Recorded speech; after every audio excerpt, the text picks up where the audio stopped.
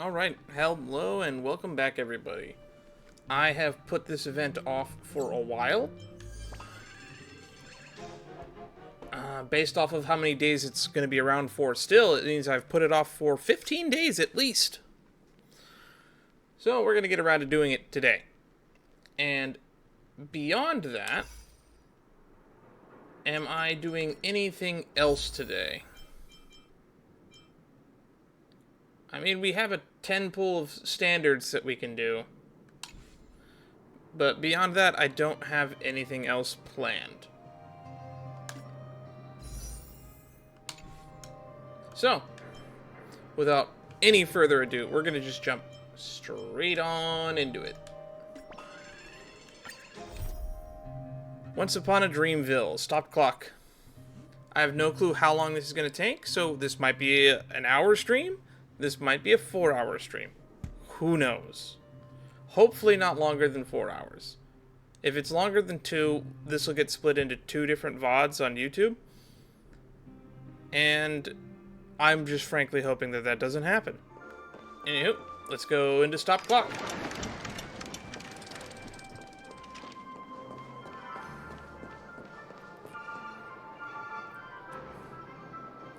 Clockie, question mark. Clockie will always belong to Clock Studios and Mr. Watchmaker. You family people can never have it. Oh, he's a fan. Got it. Sir, please calm down. I'm here to help you on behalf of the Iris family. The lovely Clockie has brought immense wealth to Benacone. Now that he's in a bind, the kind and beautiful Miss Note is ready to lend a hand.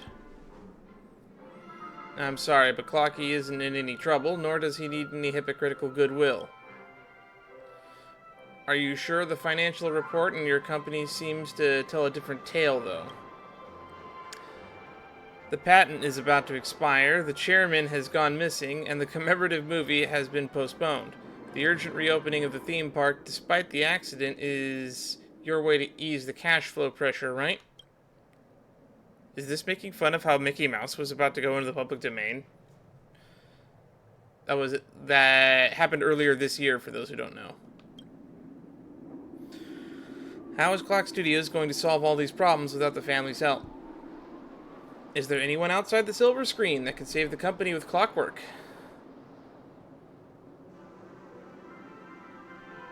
Believe it or not, there actually is. Oh? I'm sorry, guest. We're in the middle of a business discussion here. Please bear with us.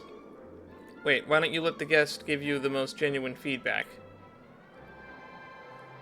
Just look at Clock Studios theme park right now. The most iconic silver screen is broken.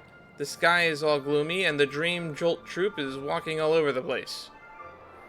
Clock Studios can't even dish out enough funds to fix the place. Yet they want to open the doors and start operating ASAP. How ridiculous. Hey guys, let's hear your take. Do you think that this is dangerous, lifeless, ill-maintained theme park can be a good recreational spot? Two Light Pavilion is more fun. Oof.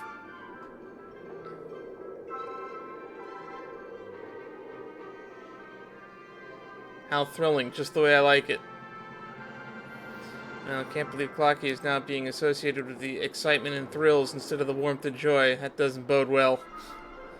Now your audience's feedback is your answer. You are shooting yourselves in the foot with your futile effort to turn things around. Even so, we'll never sell Clockie. Please see yourself out. Alright, I'm sure you'll come to your senses sooner or later, however, there might no longer be such a generous offer on the table by the time Clock Studios files for bankruptcy with the Alfalfa family. Darn it. There's no rush, so I suggest that you sleep on my offer. I'll take my leave now. Oh, that blasted Iris family. What should we do now? Gurgle. Seems like we can only pin our hopes on the Dreamjoy Memoir now. But Mr. Watchmaker. Well, let's not bother our guest with our problems. Let's get back to work. Stopped clock. Once upon a Dreamville.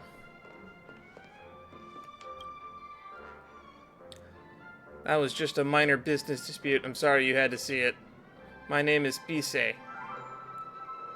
I'm a producer for the Clockie franchise. Welcome to Clock Studios theme park. Holy Stellaroni. Why are you dressed like this? This is fun, isn't it? Tick-tock. Do I look like the cartoon star of Penacony Clockie? All our cast are dressing up as characters in Clockie for the recent reopening of the theme park. We want to look more approachable while interacting with the audience. By the way, please don't mind what the lady said just now. We're having a minor budget issue. Clock Studios will never go under that easily, I think. Is there a solution to fix this? There is. We've been preparing a film series for the commemorative 500th anniversary of Clockie called the Dreamjoy Memoir. It's a much-anticipated piece that is a collection of all the Clockie stories over the past 5 centuries. If we get to release the series, I believe we can turn the tide of the box office earnings and fund the refurbishment in the theme park. The thing is, the film reels of the series were severely damaged in the earlier accident. Despite our best efforts to repair them, we can only salvage some fragmented scenes, mixed in with scrap storylines. We have to re-edit it. Alas, who would have seen the watchmaker's disappearance coming? He's the director of the film, and every crew member knows that Clockie's story was inspired by his experiences. However, none of us knows much about his background, nor do we dare take on the director's role without authorization. For Clockie's future, please keep us posted if you know anything about the watchmaker's whereabouts or someone who's familiar with his story. Don't really know. Good luck. I'm familiar with the watchmaker's story. Really? Now isn't the time to joke around. Present the imitation made from the... Present the watchmaker's hat. This is the Mr. Watchmaker's hat. Yes, I'm pretty sure it is. He was wearing this hat when I met him. I heard it's something very important to him. But now it's in your hands. I understand, dear guest. You may be the only one who can save Dreamjoy Memoir in the movie series now. Please follow me to the theater. I'll show you the work of Mr. Watchmaker left behind. Seeing that you're the first time doing any editing, I'll guide you through the basics. Are you ready? Sure. I've taken courses on editing. I know how to edit. Tick-tock, the watchmaker left behind a lot of raw story snippets that need edited before they can be released. This should be easy. If it's going to be a puzzle, I can do those real easy. Greenhorn. Tick-tock, every Dream Boy manga contains multiple chapters. Alright. 3 acts in total, chapter 1. The story we're about to tell happened a long, long time ago. Clockie from back then wasn't some Dreamville superstar, but lived in a ship named the Compass. Tick-tock, I'm Clockie, the most awesome crew member of the Compass. Our ship's been to plenty of places and encountered plenty of danger, but we also made plenty of friends. This voyage has been the most fun ever. Across this vast sea, there are many wondrous new lands. It's our crew's goal to explore the rest of the uncharted world. Let me tell you about our adventures. The flooded Watch City, the ever-spinning Screw Kingdom, the Gold Sand Town beneath the Aurora. Which would you like to listen to first? Hold it. Tick-tock, the navigators, Master Hat, and Armchair Boy are calling for us. Our ship's about to set off. Instead of just hearing my tales, why not experience them for yourselves? Get on board and live the adventure with the Compass. The Compass is setting off once more. I wonder what interesting wonders you'll encounter with Clockie. This is the unedited story snippet. You'll need to determine their duration. This is the dice that represents the duration of the snippet. Drag it onto the plot to start editing. Tick-tock, different amounts of time invested bring about different emotion changes, varied story content as well. These are the emotional inclinations. A good movie should encompass a variety of emotions and should never be allowed to hit 0. Once our film is completed, it will undergo an internal screening where it must meet specified targets in order to proceed.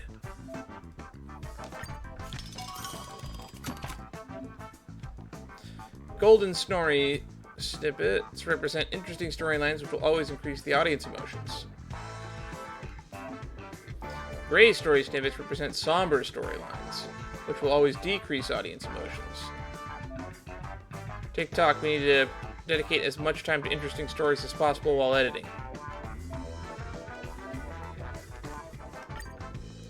Well, that seems easy enough. About to enter the next stage.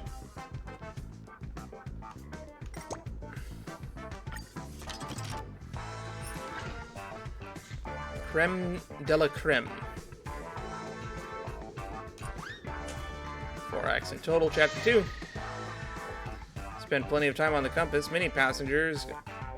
Clockie has spent plenty of time on the compass. Many passengers come and go on the ship, but Clockie has never let it stop his own voyage.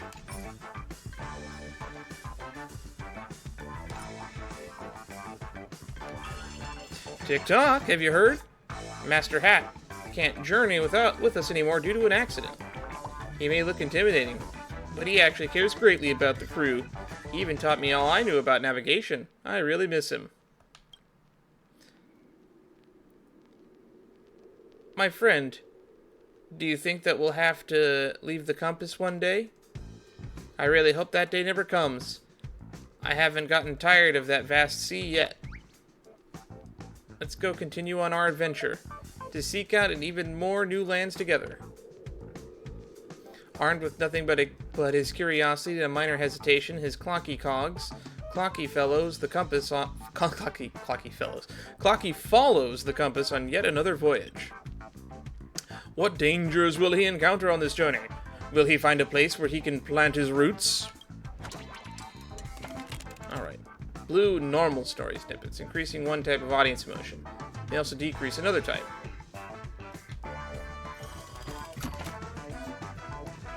Green represents continuous story snippets, and you need to invest enough time to gain emotions. Well, that makes that decision a lot easier, since only the 4 can go here. Golden story snippets can raise multiple audience scores at once. This is kind of easy.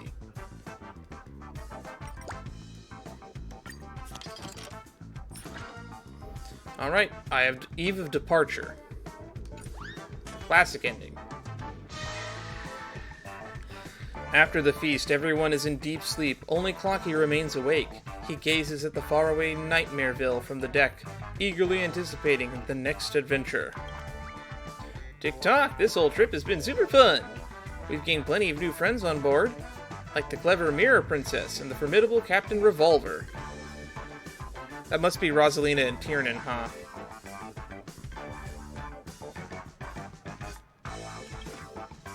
But more and more crew members are leaving the compass. Each time we embark on new lands, a bunch of friends will all alight. I don't know if that's a proper ending to that sentence. Tick-tock, why do you think they're abandoning their journey? Have they grown weary of it? Or have they found another journey beyond the Great Sea? Tick-tock! Is that the legendary Nightmareville? Armchair Boy said this place is fraught with dangers. But don't be afraid. With me and my comrades around, it'll definitely turn out fine. Sleep tight, friend. We're going to begin our grand adventure tomorrow. Tonight, Clockie has a dream. A very, very long dream. Even longer than any of his voyages. The compass is about to dock at Nightmareville. What challenges will Clockie encounter here? Will he and his comrades save the day? And will Clockie's voyage continue? Stay tuned to the Clockie commemorative film Dreamjoy Memoir, Part 2, Dream Scare Crusade.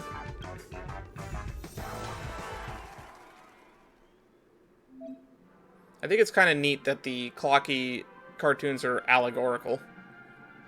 Or the characters are, I should say. Obtain an extra film story reel. We just got a film reel for extra stories, which are about supporting characters. I'm surprised you mastered the production techniques of the Dreamscape animation so quickly. Your editing style, performance, and plot arrangement are just like Mr. Watchmaker's. You've done a terrific job. Dear guest, I mean director, I'd like to sincerely invite you on behalf of the Clock Studios to join the production team for Dreamjoy Memoir animation. That's it? I'm the director now? My services are expensive. That's right, the post-production of the Dreamscape animations isn't too difficult and doesn't require advanced skills. We only need a director who knew the Watchmaker well and whose ability is recognized by him. After all, this is his story. The other film reels of Dreamjoy Memoir series will also be restored one by one. Once the editing is completed, they're ready to be released. By the way, during the editing work just now, you should have received an extra story reel, no? This is the material used to shoot extra stories. You can find animators to complete the extra story. Those animation-obsessed artists are all wearing various characters and headwear. You should be able to identify them immediately. Filming extra stories for characters is a glorious tradition that Clock Studios has continued to the very present. The characters who didn't get to be fully shaped in the main flick can showcase their uniqueness in extra stories and gain more popularity. Do you have time right now? Let me explain the details. Go on. Creating Dreamjoy Memoir extras is the duty of the other animators, but they'll definitely need help. Brother Hanu's Extras. Obtain the film reels to unlock the production of Brother Hanu's Extras. Hanu Animator. Humph. Bisei asked me to find you and make some extra stories. Humph. I'm not ready yet. Humph. Humph. Quit it. Director, it's not that I look down on this job. It's just that there are a few things about Brother Hanu's story that still bug me. Tell me, what kind of person is Brother Hanu exactly? Humph. Even people who know nothing about history should still have heard about Brother Hanu was modeled after Rebel Hanunu, the one who liberated Penacony.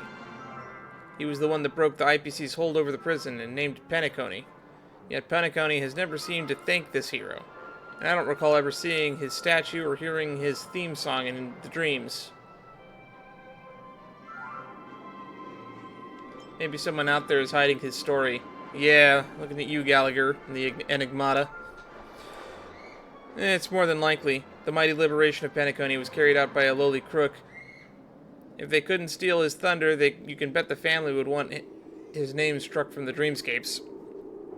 But if you want to tell a tale about Brother Hanu, you have to understand a little bit more about this mysterious character. I spent a long time gathering up info to find what kind of person Hanunu actually was, but somehow it turned out 3 different stories. What were they? The first story I found was from the Penacony Grand Museum, where an information born claimed Hanunu was a merciless criminal who had committed a flurry of serious felonies. He waged war on the Montour system prior to his imprisonment that cost millions of innocent lives. And despite freeing Penacony using brutal means, it was the same brutal means that turned Penacony into a nightmare. The executed corpses piled up high on mountains under the cruel regime, with the war of disaster ravaging the world. Lots of material in the museum recounted horrors of the time, and there's probably no reason for the family to have faked any of that. What was the second one? Second story I heard was from a history professor at the Paperfold Academy who told me that Hanunu was righteous and selfless hero. According to this professor, Hanunu had been set up and wrongfully imprisoned. He was a kind and courageous Harbeck werewolf who could not bear to see his fellow inmates suffering, so he led them in an uprising against the tyranny of the IPC. After winning the battle, he chose to cede his power to the biggest hero and established a system of different lineages. He defended the world's freedom as the leader of the Hounds and fought for Penacony from the barren dreamscapes right up until the eve of his death. What about the third one? As for the third story, it might sound a little outrageous, but it's some unofficial history I read about in the Primal Waking Library. Hanunu was just an ordinary Astana wild wolf. At the frontier prison, suppression of inmates had reached a zenith. However, nobody dared fire the first shot until an out-of-control wild wolf stormed into the prison and bit an IPC guard, triggering a mutiny among the inmates. Following independence, the prisoners used this wolf to build up the hero of Penacony's independence, Hanunu. But he never actually existed. He was just a romantic legend. Which of these three prototypes, criminal, hero, or wolf, do you think was the real Hanu?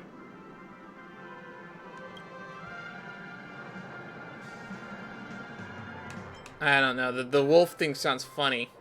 None of them feel super accurate. So what? We're making animation, not shooting a historical documentary. Just pick your favorite one. Whether it's true or false, it won't impact ticket sales. Let's go with the wolf. That seems the funny meme. The Paperfold Academy I trust, though, so let's go with theirs. Got it. Brother Hanu's definitely got a pair of kind eyes beneath those cool sunglasses. Alright then, I'll write this Brother Hanu Extra story based on the idea you picked.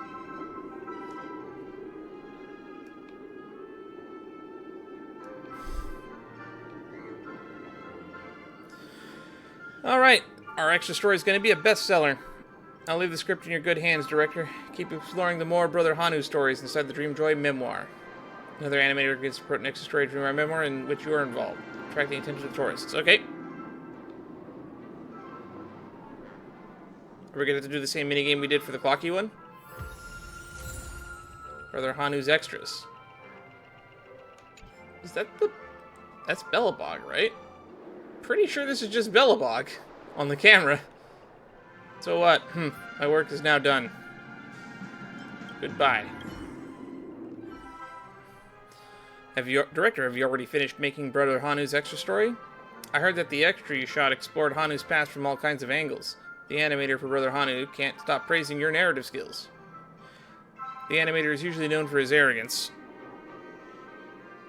So we're going to need your help to... So we're going to need you to help him come up with some ideas. We're really sorry about this. That's alright. The director sure is considerate. The repeating that is to follow is still editing the movie. The refurbishment fund of the theme park, the fate of Clock Studios, Mr. Watchmaker's expectation, and the future of Clockie. They're all in your hands, director.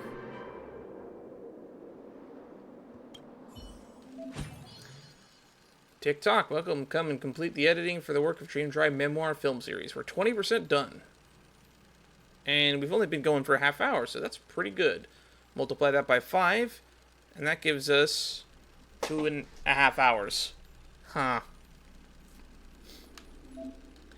Just finished editing, start the flick. You're another step closer to finishing the Dreamjoy Memoir. Many films waiting for us. Come on, let's keep going. The prequel and the Dream Scare Crusade.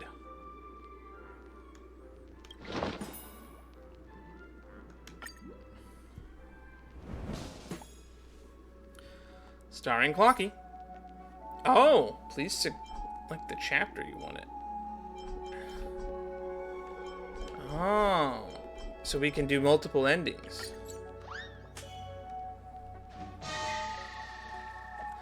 Honk honk, the horns wail as the compass docks in the Nightmareville.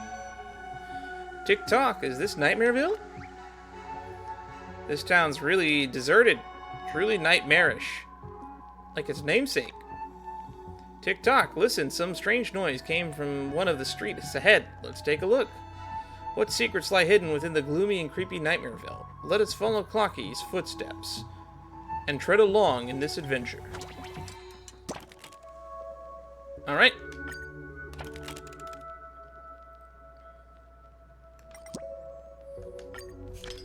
Just keep on chugging through.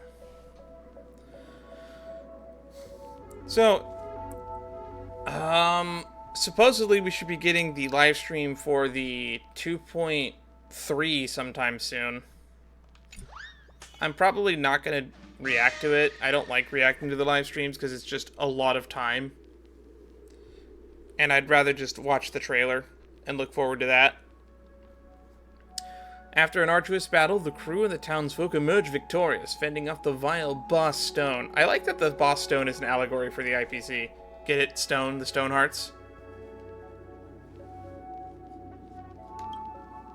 But Brother Hanu tells Clockie that Boss Stone still has many lackeys and will soon be making a comeback.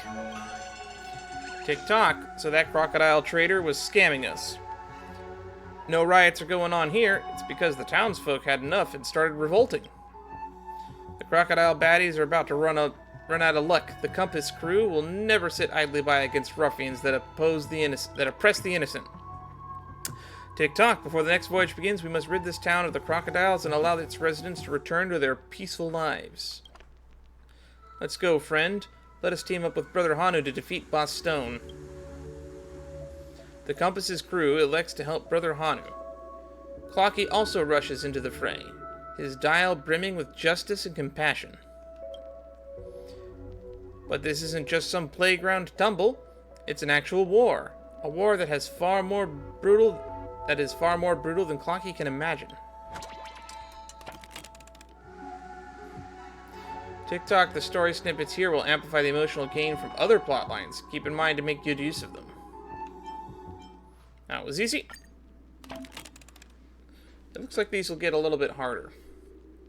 This is where the storylines can branch. The dice you invest here will push the story towards different endings. Let's finish editing the classic ending first, and then go experience the other endings.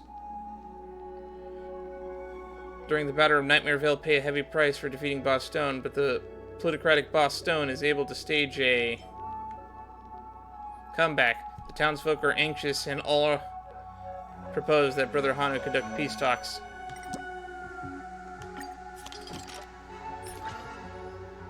Incoming showdown. Under Brother Hanu's leadership, Nightmareville once again defeats Boss Stone. But there is no elation of victory on the townsfolk and crew's faces. In this war, they have lost too many comrades. And the aloof and merciless Brother Hanu has decided to fight until the end. Tick-tock, the crocodiles have eaten so many of our friends. We may lose even more of them in the battles to come. But Brother Hanu is right. We must fight on. Tick-tock, for our dearly departed comrades, we must not rest our feet here. My friend, let us continue the fight for Nightmareville's happiness and the Compass's glory. The savage war rages on. Clockie and Brother Hanu believe that their resilience will pay off. But for other townsfolk, such hopes are just too much to ask for. And we restored some of the comedic value. I'm more of a comedy guy than a drama guy. I can appreciate a good drama, but I like comedy. I don't think comedy is the lowest form of entertainment. I think it's one of the best. Finally, Brother Hanu wins the war. He redraws the boundary lines in Nightmareville and pronounces it no longer territory under Boss Stone's control. Humph, tick-tock. What he means is that everyone has now regained their rights. The right to life, liberty, and the pursuit of happiness. Hey, that's in the American Constitution. Or, sorry, not in the Constitution. That's in our Declaration of Independence. It was originally going to be life, liberty, and property, fun fact.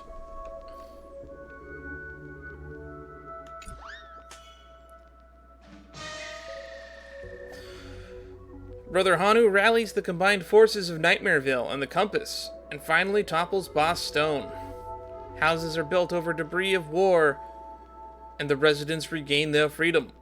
Nightmareville is renamed to Dreamville, because nightmares will never blanket this place ever again. Slowly but surely, this town finds its happiness, and the Compass must continue on its voyage. Tick-tock. What are you still doing here? Sorry, what are you still doing here? The Compass is about to leave. Me? I told Armchair Boy that I'm not heading to the next stop. Tick-tock. I have to stay here. Brother Hanu needs me. And so do the people. Of course, it doesn't mean that I've left the Compass. When the Dreamville finally becomes the true dream, I'll return for sure. Tick-tock. The Mirror Princess and Captain Revolver will stay behind with me. Heh. Won't you say so too? Won't you stay too? Alright, alright. If you're not getting on the ship, it probably means that you can't bear to leave this place. Then I'll help you build Dreamville together. And just like it's always been, this journey has reduced the Compass's crew by a few heads again. A brave revolver, an erudite mirror, and a clever clock. An erudite mirror. That's definitely Rosalina, is the mirror princess.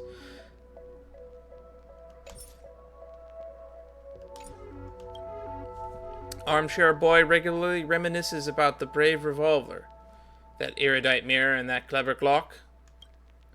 But he knows that they did not abandon the voyage. They simply found a new destination. No matter where the compass crew is, the voyage will never cease. With Clockie and his companions staying behind in Dreamville, what challenges will they face next? And where will the voyage take him? Stay tuned to the Clockie commemorative film Dreamjoy Memoir, Part 3, Dreamjolt Havoc.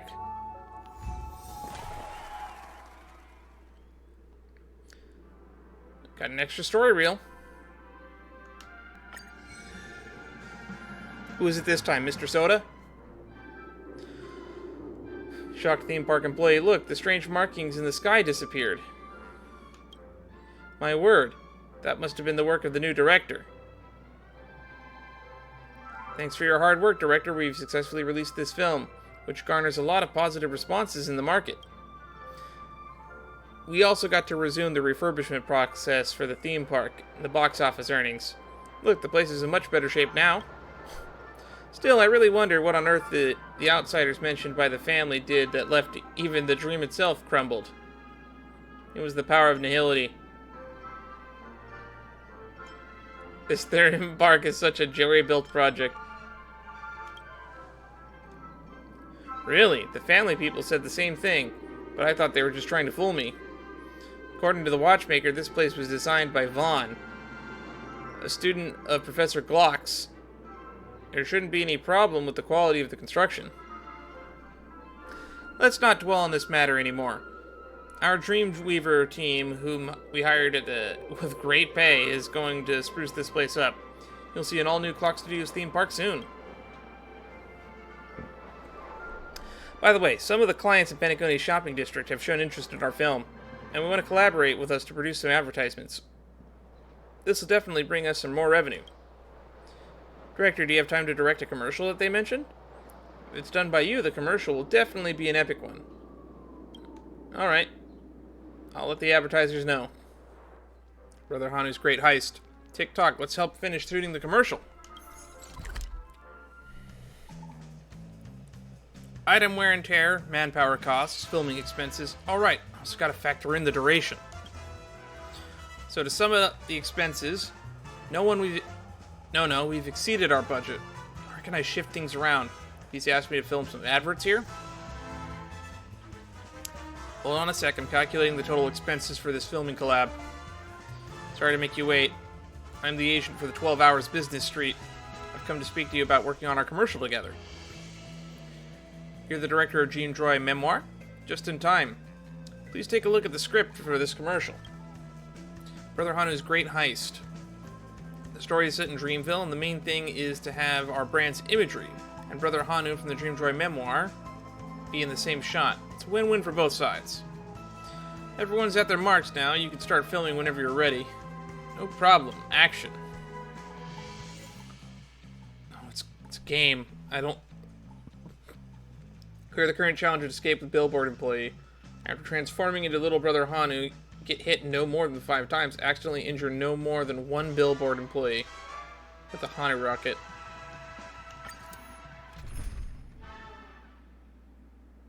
Does this matter? I don't know if this matters. You can also see that I've put a lot of effort into building my topaz. She's not done yet. She's more built than my Aventurine, though. Brother Hanu's actor is ready to enter. Please go on. It's morphin' time. Pain and tears did not exist in the dreams until Boss Stone came into town. The ruthless Boss Stone drove the factory workers relentlessly, demanding gems, day and night. Within the factory walls, grievances echoed. Brother Hanu, are you ready? Let out a cool grunt. Then attack. Raid the ruthless factory and save all the workers. Why are we talking to the narrator? Trendy doll billboard. I don't want to be trapped in a dismal abyss after day after day. I don't want to refine gems anymore. I yearn to be free. I want to assemble the coolest diamond doll ever. Help me, Brother Hanu let out a reassuring grunt. I hope to seek your understanding when we ensure each brand gets through the airtime. Hence, we prepared several special actor billboards. Thank you, thank you. But other than me, there are still a few more billboard bros trapped in the factory. Brother Hanu, please save the rest of my brothers.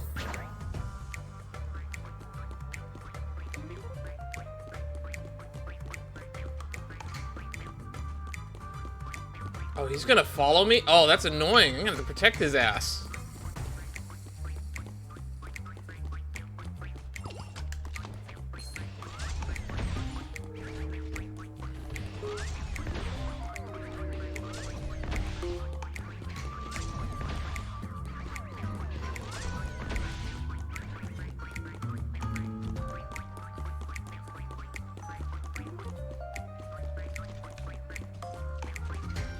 Okay. Hanu vision. This almost serves no purpose.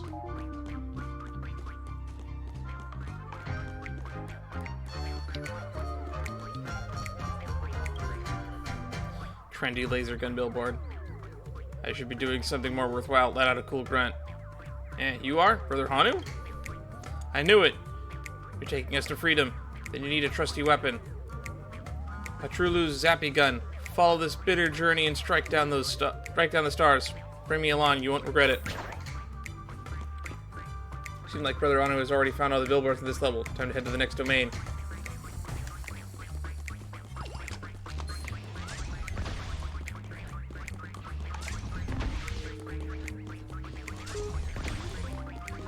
Get around the corner.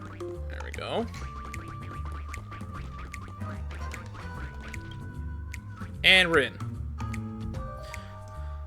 Ruthless guards are patrolling the floors. They won't spare any intruders. Be careful, Brother Hanu. The real danger has just reared its head.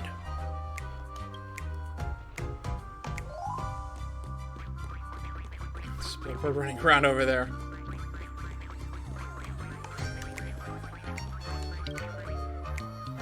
The factory is too cramped. It's impossible to use the Utapan Motion Maverick. I long for the roar of a revving engine.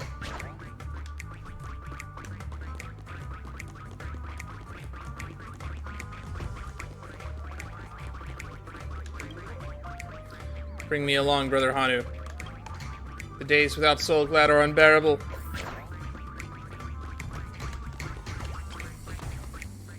Feeling tired and longing for beauty from duty? The guards think so too. Let's take a break and head to the commercial. Wrap up your ride, dress up your style, shop at Epirus. It's been a while since I've been at a fashion show to stop till I drop. It's sale season. The prices don't wait. His Brother Hanu is already found. Alright, let's bounce. Only one step away from escape. But an insurmountable obstacle. We're gonna make a bridge out of the billboards, aren't we? What are you gonna do, Brother Hanu? What can you do? Do not fear, Brother Hanu. Now it is our time to shine. Allow me, the great trendy doll billboard with boundless resources, to form a bridge. That's hilarious. Ah, so heavy. Go quickly, I can't hold it anymore.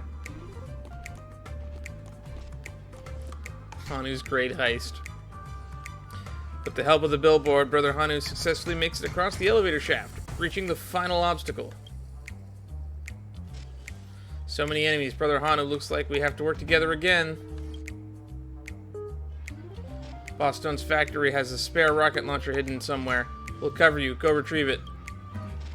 Good luck, Brother Hanu. Please defeat the enemies under the cover of billboards and escape. I thought we came here to rescue the billboards.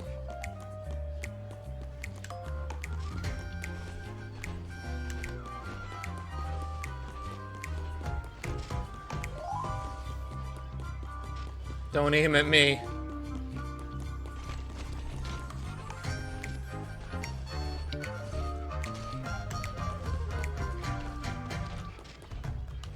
Alright.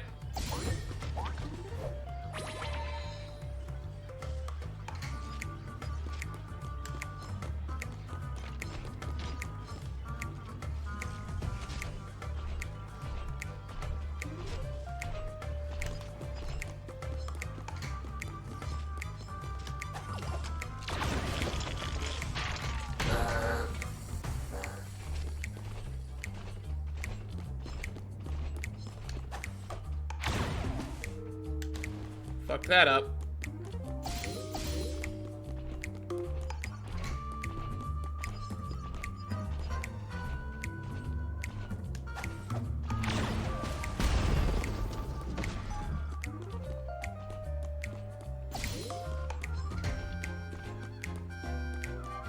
To hit this guy when he's not close to anything.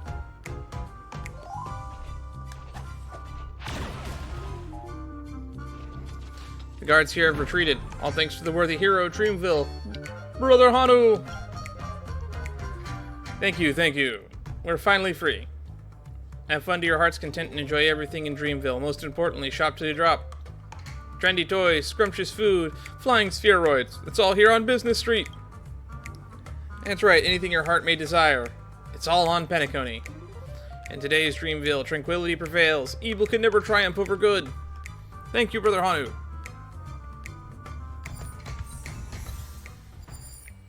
The birth of the Hanu Union. Oh, God.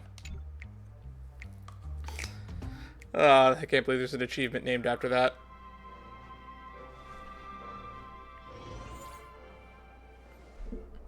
Filming is complete, and the effects look good. Thank you for your hard work, director.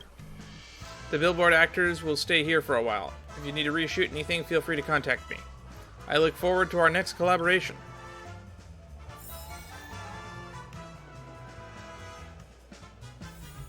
Alright, time to go back to PC and keep editing the film. How did it feel shooting the ad? So-so. Yeah, editing a film is probably still more interesting. Many fans look forward to the Dreamjoy Memoir. Let's keep up the editing.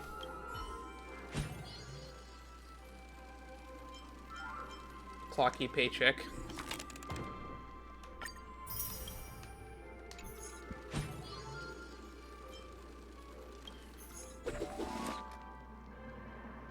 Oh, the extra story is Mr. Soda's Extras.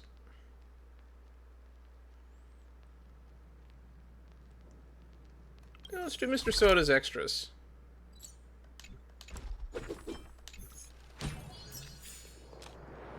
We can resume day for night later. Gurgle, Mr. Soda's Extra story. What am I going to do about that one? Mr. Soda's Extra story commercial has aired. What? That was fast. I feel like a bottle of SoulGlad that someone left the cap off. All out of fizz. No more ideas bubbling up. The Mr. Soda character is a co-production between SoulGlad Enterprises and Clock Studios. They say the model for the prototype was based off the drink's creator, Mr. Sousa. Based on SoulGlad's ads, he was the incredible cook who believed deeply in harmony. He was kind, selfless, affable, and courteous. But Mr. Watchmaker didn't seem very happy with that version. His character, Mr. Soda, is nothing like the graceful saint of legend, but instead is this buffoon bottle always acting the fool. Is that called artistic license? Maybe. A self-righteous saint harping on about harmony is boring, so a lovable buffoon like Mr. Soda is going to appeal more widely. No matter how I look at it, I can't integrate the magnificent Mr. Sousa with the rubber face antics of Mr. Soda. Director, you know the Watchmaker, so can you please help me put together this part of the script? No problem, do it yourself. Am I getting more unpaid overtime? Gurgle, thank you. The extra story finally has some legs. Come on, let's get creative in here. Ladies and gents, Mr. Soda's story starts before the Clockie arrived. Back then, Dreamville was still known as Nightmareville, and Boss Stone ruled the townsfolk with an iron fist. Here we find Mr. Soda, who was a local...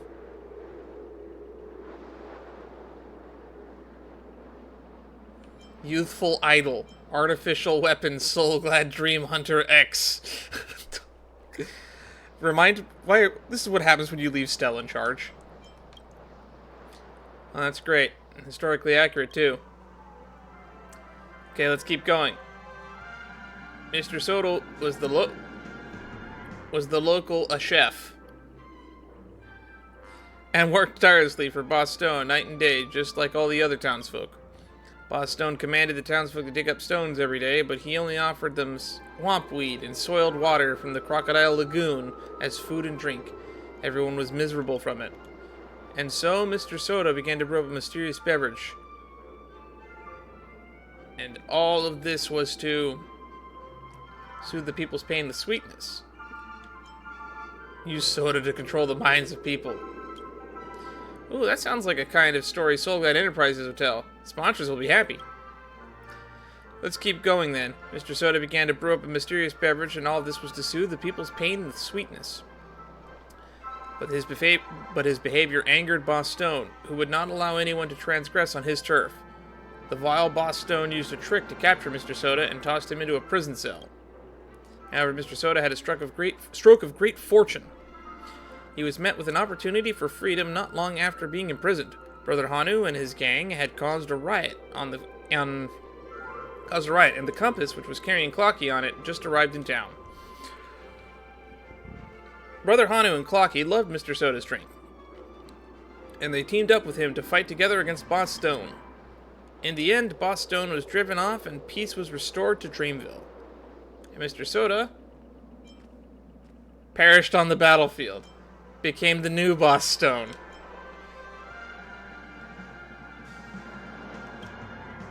Yeah, well, that's what happened to the Clockie cartoon. Mr. Soda opens up a soda factory and keeps delivering great flavors to the townsfolk of Dreamville. A little something called SoulGlad. Great, we're done with the extra story script then. Mr. Soda's story starts before Clockie arrived, back when Dreamville was still known. Are you just repeating what we said? Yeah.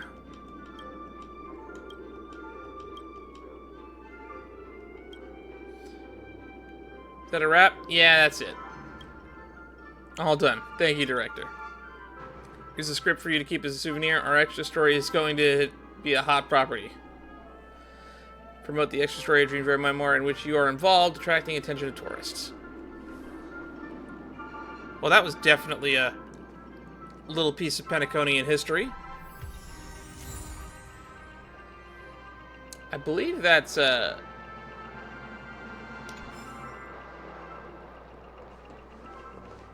why is it always Bellabog on the film reels? Oh, we can do the special ending. Let's do that before we move forward. Under Brother Hanu's leadership, Nightmare once again defeats Boss Stone. But there is no elation of victory on the townsfolk and crew's faces. In this war, they have lost too many comrades. Even the cold-hearted Brother Hanu cannot bear witness to any more sacrifices from the townsfolk. He chooses to negotiate with Boss Stone instead. Tick-Tock, who knew Boss Stone could readily provide the townsfolk with reparations. With so much money, Nightmareville will surely turn out better. I trust in Brother Hanu's strength. Tick-Tock, let's stay a little longer and witness Nightmareville's transformation together. Nightmareville ushers in peace, and Brother Hanu becomes the local leader. Boss Stone also lends aid to the town with utmost effort. But has happiness so truly easily descended upon this town? More frightening than war itself, something else may be brewing in the darkness. Let's see the other alternate ending. Boss Stone exhausts Brother Hanu's strength and eventually wins the war. Brother Hanu is imprisoned, and the townsfolk of Nightmareville once again become the staff. Of course, it is all illegal. Seeing his former friend turn into a prisoner, Clockie felt uneasy, but he understood that this was the best outcome for the townspeople. Or was it really? The Lost Generation.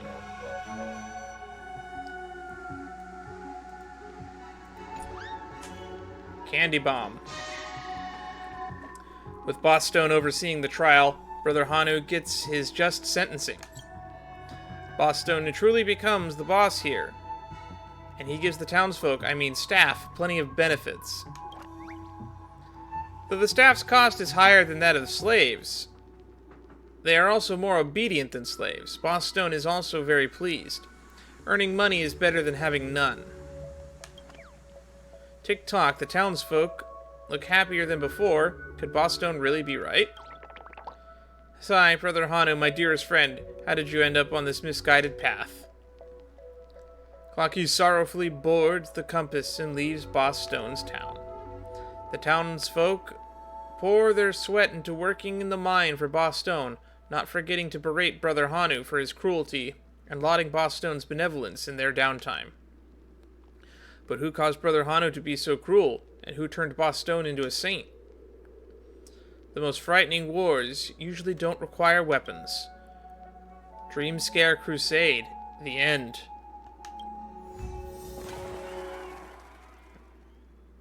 Alright, we got the light cone. For tomorrow's journey, Rosalina, Tiernan, and Mikhail. There'll be plot cards that allow you to place 2 time dice. Interesting.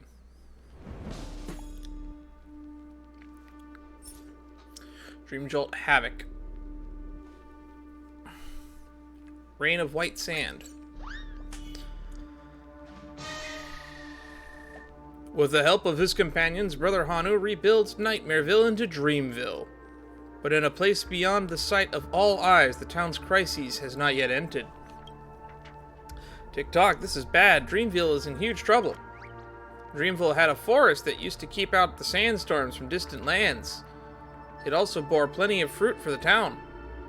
Suddenly that forest disappeared. Missy Fruit Tree, charged with looking after the fruit forest, has also gone missing. Such huge winds. Without the forest protection, the town is plagued by a shroud of heinous haze every day. If this keeps up, the town will be blown away. It's not just Missy Fruit Tree. We also need to find the friends who got blown away by the wind. Clockie is deploying objective. Protect Dreamville. Tick-tock. And so Clockie steps into the storm and begins searching for the secret behind this catastrophe. This has to do with the fact that it's sinking in the memory zone, I'm assuming. Tick-tock, the red story snippets need more build-up time. So you don't have time invested, audience emotions will be reduced. If you don't complete these story snippets quickly, audience emotions will be reduced.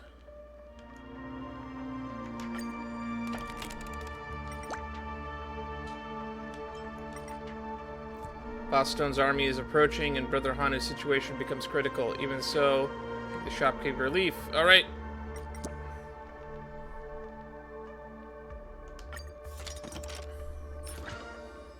The return of the croc. What is this, Star Wars? Oh boy.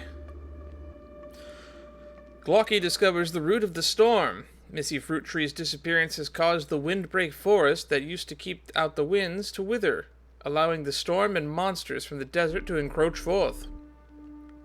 Clockie makes his way back to town to discuss the storm protection measures with Brother Hanu, but... Tick-tock, the town suddenly turned quiet.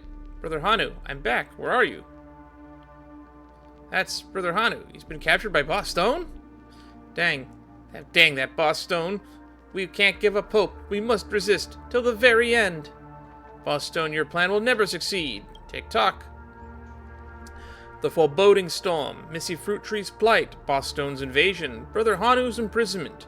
More and more dangers are showing up in Dreamville. For Dreamville, fight on, Clockie. Tick-tock, during editing, there will also be jolly scenes that engage and evoke audience emotions. Oh, what the fuck is this? I just skipped the controls. Clockie Extras, Hanu Wars 1, brand new gun-blazing flick. Control Brother Hanu, use the attack button to fire. Explosion cause will hit and obliterate it. Alright, cool.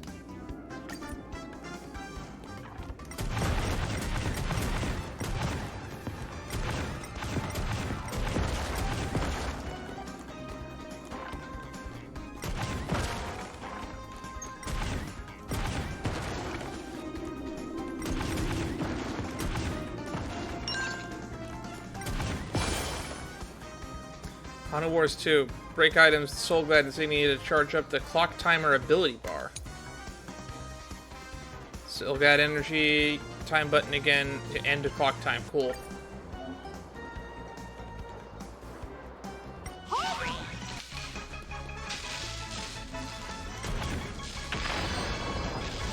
I see.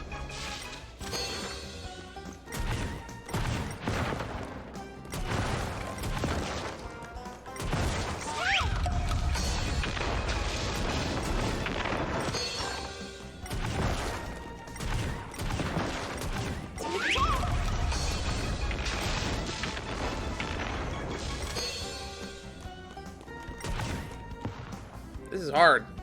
We only did 4,000 though.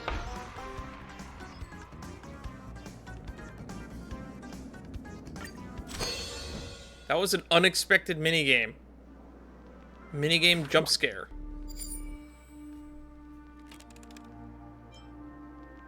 We can go to the classic ending.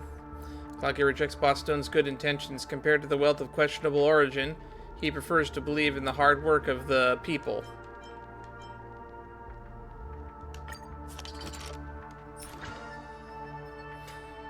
One who defies the wind. Clockie and his companions defeat the enemy after much ardor. But his most important companion, Brother Hanu, does not return to town. Tick-tock, Brother Hanu, my most bosom friend, where have you gone? But now's not the time to grieve. With Boss Stone's invasion and the sandstorm devastating the town imminent, danger is right at our doorstep. Worry not, Brother Hanu. I will leave this place. I will protect the town. Tick-tock. But Dreamville is now almost in shambles. What should I do to help everyone? Tick-tock, that's right! We have the Origami Birds and Professor Owl, who can repair houses, and my omnipotent crew members. Mirror Princess and Captain Revolver. As long as everyone in Dreamville stands united, there's nothing that we can't conquer. Tick-tock! Bearing Brother Hanu's wishes, Clockie busies himself with an attempt to thwart the sandstorm. But a disaster is not so easily quashed. There are many matters of import yet to be accomplished in Dreamville. How will Clockie overcome this crisis that looms? Barely there.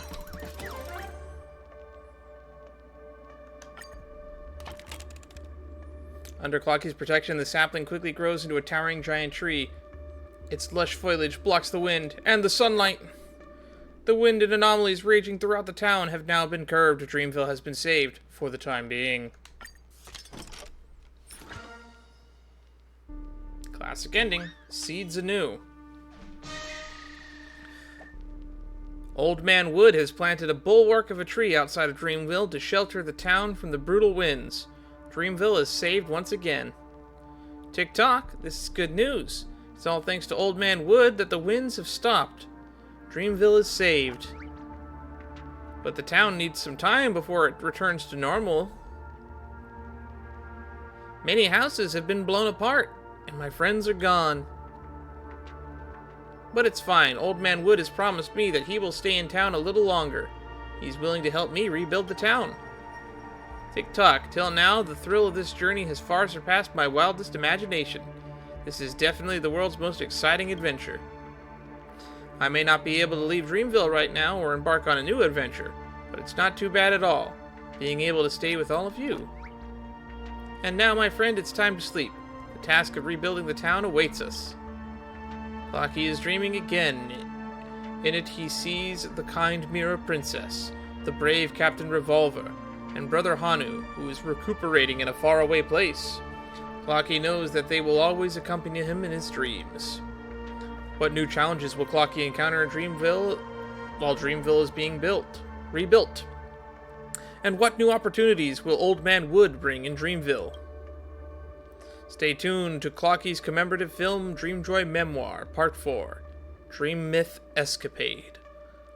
I wonder if Mr. Wood is a reference to Mr. Gopher Wood. Or like the Oak family as a whole.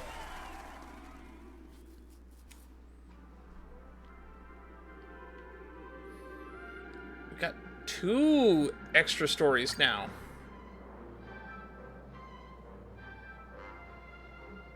The refurbishment project is progressing.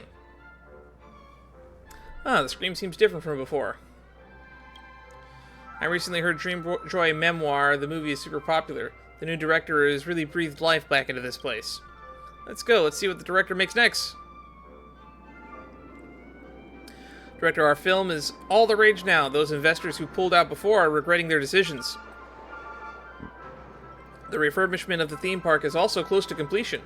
I believe we'll be able to play Dreamjoy Memoir on the big screen soon. I'm excited already, just imagining it. There's one thing about the viewers' reviews, though. Aside from the compliments for the animation itself, there are many bizarre analyses and references speculating that our story serves as an allegory or metaphor or something. There are even rumors saying that the key to the secret treasure left behind by the Watchmaker is hidden in our animation. That's way too far-fetched. Where's the key to the treasure? I suppose the viewers are over-interpreting the whole thing. Maybe there really is a secret treasure. Really? I'm afraid I'm not knowledgeable enough to pick up any clues. The rumor has been around for a long time, but not even we know enough to disprove it. After all, only Mr. Watchmaker knows the answer. Anyway, Dreamville has brought a joyful and heartwarming experience to our viewers and helped the Clock Studios out of a tight spot. You know what? Even Sweet Dreams Troop from the Iris family has reached out for our collaboration.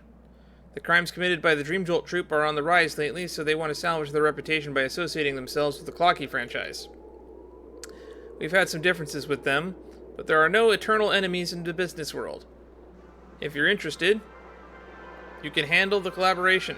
It's a good opportunity to hone your directing skills. That's from Topaz's trailer. There are no permanent enemies in business. Keep it up, director. I believe we can make Clock Studios great again. Oh, please don't quote that, man. No problem. Leave it to me. Oh, they're literally right next to the anchor. Beautiful. Troop agent. Director Can, I've heard about you. I'm a messenger from the Iris family, and also the person in charge of the Sweet Dreams Troop. I understand your concern. The kid that just came earlier was a newbie and may not have conveyed our message clearly. Please accept my apologies on behalf of the kid. I want to convey our utmost sincerity. Clockie has always been Pentagoni's most valuable brand figure. The Sweet Dreams Troop of our Iris family has also been a popular brand image that has been well liked by our tourists. So the proposal I'm making isn't an acquisition at all, but a partnership. Together we can be greater by producing a new animation flick. I wonder if you have an interest in our film collaboration. I'm all ears. The Iris family has the best directors and most professional actors. We can provide the film equipment and staff. We've even invited a special guest, the majestic trash can buried in a dream. Of course, the partnership requires that both parties participate. We're willing to bill you, Miss Can, as the executive producer. You can check in on our progress and content of the film set at any time. As for the script for this movie, I've also discussed this with Mr. Pisay. To adapt that classic tale, the most romantic and magical Dreamjoy Ascension. What do you think? Interesting. Action! Wonderful. The three directors are set to appear and have run into a little trouble. Ms. Executive Producer, please go ahead and lend a hand. Help the director complete the filming shots. 2 camera shots must meet the director's perfect requirements. At least 4 camera shots must meet the director's perfect requirements.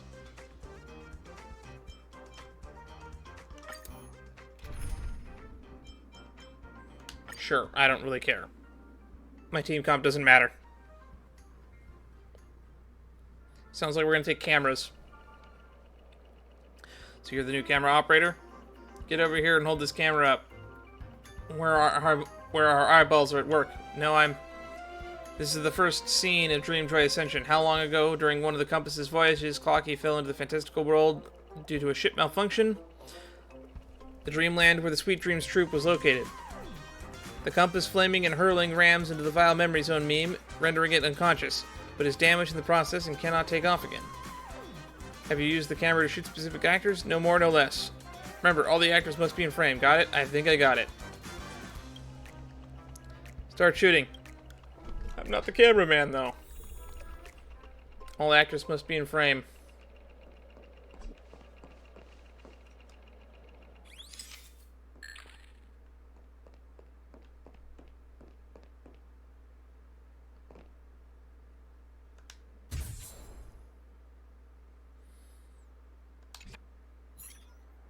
Great, this is totally perfect. Anyway, I'm almost done filming here. But there are 2 other directors with scenes that need more hands. I suggest you hurry over and take a look. One of the directors might even take a fancy to you. Next Clockie could even be shot by you. To be honest, I'm already doing that. Haha, you're funny. Well, I wish you the best of luck then. Enough prattling. Let's head to the next set. You bid the director farewell and off to the next set. How'd a tourist get in here? Stop disrupting my set. Hold on, you're the camera person here to take over. I've had it with these amateurs. We've all been waiting for you. Hurry up, it's time to start rolling. No, I'm not really. You got the script. We're all shooting on the second of Dreamjoy Ascension. With the help of the troop members, Clockie frees himself from his predicament. He receives guidance, deciding to head towards the Giganttree Kingdom at the border to seek help with the wondrous origami birds. The troop companions have also had their own goals and embark on this journey with him. Lasky hopes to fill his own trash bag with wisdom.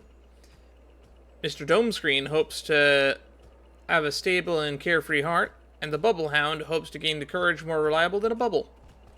Alright, don't forget our routine. Everyone has to be in the shot. Hold on, I'm not ready. Action!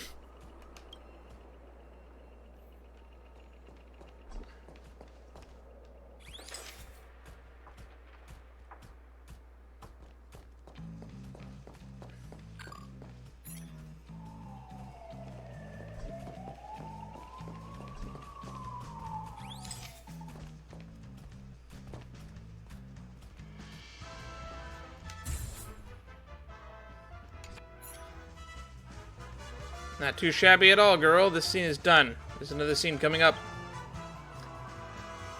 Next scene's actors are already at their marks. Ready? Let's continue. The journey to the Great Tree is fraught with danger. Clockie and his companions not only have to stay alert against the Dreamjoy troops' vengeance, they must conquer all their hearts. Mollusky comes up with a plan, and Clockie is charged with executing it. Bubblehound takes point to protect everyone, causing Mr. Domescreen to be moved to tears. They defeat one enemy after another, edging closer to the faraway Great Tree. This is a fight scene. All the actors must be in the shot. You can pick the actors to play the enemies for this fight scene. Have them exit part way.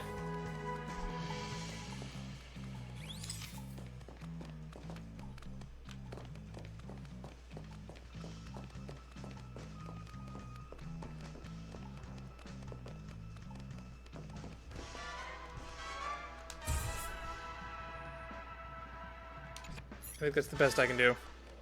Good, that wasn't bad at all. We're wrapping up early. I see a rare talent for camera work in you. How about considering joining the Iris family and becoming my camera assistant? Next time for sure. Such opportunities don't come knocking twice. Alright. I'm just about done here. You head on to the last set and check it out. There's probably more stuff to do there.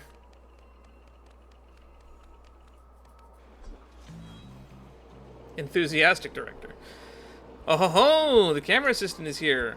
Set's all ready. We're all waiting for you. That's right. Here I am. I'm really not. Just in time for the most interesting shot in Dreamjoy Ascension.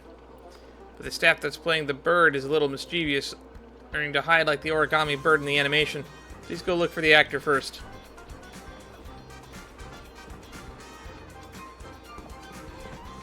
They're right there.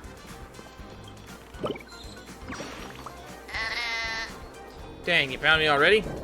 Looks like I'm still not good enough to play a bird. I'll have to work harder, chirp. Okay, actors are ready. Let's roll. When Clockie arrives at the tallest tree by the dream's edge, he realizes the vicinity has been occupied by monsters. To gain the help of the origami birds, these troublemakers of the dreamscape, origami birds' enemies must be first dealt with. All actors must be in the shot. Go for it, trusty assistant. I'm counting on you.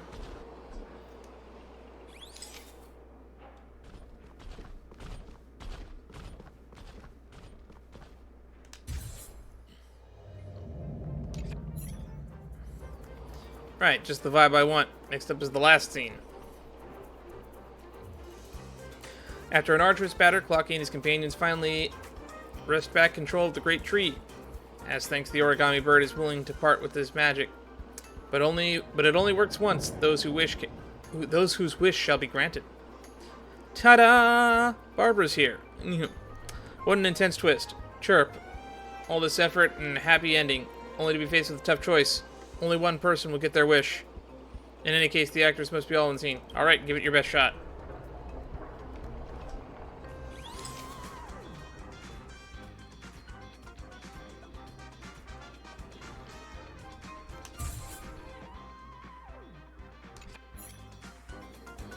Thank you for the help, trusty assistant. We can wrap up Dreamjoy Ascension filming now. Whoa, it's been a long time since I've done such an exhilarating movie. That was awesome. Now that the shoot's over, I'll pass along the completed film to the one in charge. If you want to see what you shot, look for that troop agent.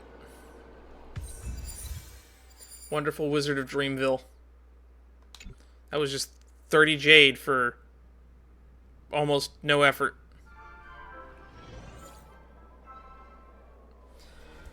How's the filming coming along? It's been perfect. Wonderful. I place trust in your ability and aesthetics. The rough cut is done. Want to take a look together? Watch the film. The compass sudden malfunction allows Clockie an accidental entry into the wondrous Sanctuary of Dreams. After helping the Origami birds defeating Dream Troll Trip, Clockie can get a chance to fix the compass using the Origami magic. The companions who have traveled far once thirsted for this magic. Laleski hopes to fill his own trash bag with wisdom. This is just a repeat of what we already learned. Please give the magic to my companions. I'm just a shallow, empty trash can. But even trash cans have their own philosophies. Please give me the magic to my companions. I'm willing to accept my splintered heart, for I... this is literally the Wizard of... I see now. Please give my magic to my companions. This doggo only has enough for one spray of bubbly courage. It'll muster the courage right here to... I can't believe I didn't make the connection right away. The Origami bird blinks and stares, strafing around the crowd, then falling on Clockie. Looks like everyone's wishes have come true. Clockie, allow me to grant your wish. Magic starts to take effect, and the spell is chanted, and just then, the gate can traverse between the town and the dream. Sanctuary rises up. Clockie can go home, and not be separated from his friends. The end. A most excellent masterpiece. That's Director Can for you. I'd like to thank everyone at the theme park on behalf of the Iris family. I trust that once the Dreamjoy Ascension is released, the box office records will hit a new high. Oh yes, I also have a small personal problem. Director Ken, you're simply outstanding. You ever consider joining the Iris family? Someone already asked me before. Alright, I gotcha. But the invite still stands. I look forward to our next collaboration. Alright, let's do these side ones. The Origami Animator. Chirp, Origami Bird is resting now. Stop bothering me. The trailer for Origami Bird's Extra story has been released. Chirp, chirp. Isn't the deadline for that coming up real soon? I'm dead meat, Chirp. There's no way director can save me, Chirp. I have no idea what I'm going to shoot. Lady Vermilion, Verdant Manager, Boss Red, Young Master Gold, Dr. Blues, everyone has only one character in their extra story, but I've got 5 of these little birdies. That's totally unfair. Director, do you know the backstories behind these birds? It's going to dictate the content direction of the extra story. We do, actually, because we did the Dream Song side quest. Dr. Blues filled me in about everything.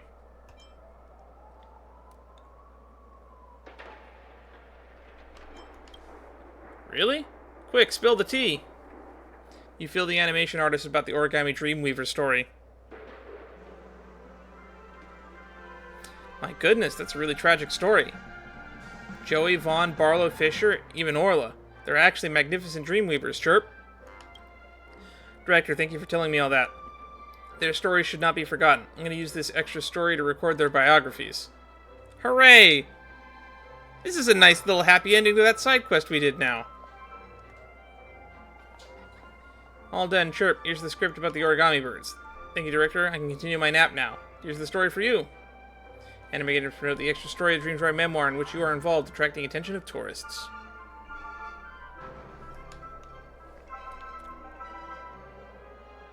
Still Bellabog. The Wood Animator. Please don't disturb me, I'm thinking. The trailer for Old Man Wood's extra story has been released. Wait, I still have some important questions I don't understand. Director, have you ever considered how strange it is that the other characters from the Clockie can be seen all over the dreamscapes except Old Man Wood? Because Old Man Wood is very ugly. I think so too. Right, the reasoning behind this is really complicated.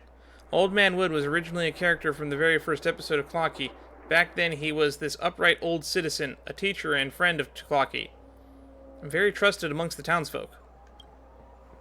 But as the series progressed, this character gradually shifted from a gentle and wise old man into this arrogant old fogey.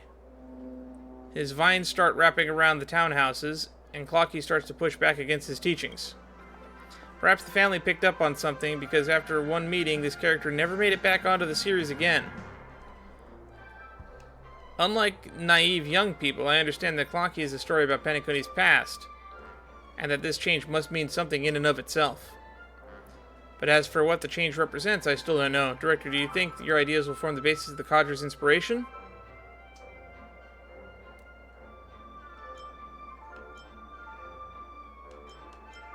The sweet dreams became orderly. The dreams lost their freedom. The family power grows ever more encompassing. Ah, well, that's a touchy theme. But it's sure the truth. But there sure is truth of it. From the initial aid providers to the current rulers, Penacony has changed an awful lot. For better or for worse. If that's the theme, then Old Man Wood would gradually be swallowed up by the ravenous lust for power, spiraling towards the path of paranoia. My grandpa once told me that old Penacony used to be a mess. Any bad egg would come into this land of fantasy, and there was this constant conflict inside and outside the dreams. Even the Dewlight Pavilion was once overrun by crooks. It stayed that way until the family conducted their reforms and created the Dream Master, who ruled above the 5 lineages. The mysterious Dream Master changed free and lax Penacony, letting the family's gaze cover all of the dreamscapes until those chaotic dreams were back to normal. But as you can see, the ever-extending tendrils of the family would stop those who deserved to run during this process. It wasn't just the watchmaker and clock studios who got entangled and fell. Was this good news or bad news? I've said too much. But in any case, I'll write this extra story based on your suppositions. Hold on a second. So Old Man Wood represents the family as a whole. That makes sense. Or, like I said, it was probably the Dream Master of the Oak family. Alright, I'll leave this story in your hands. As for that question, I believe you have your own answer, deep down in your heart.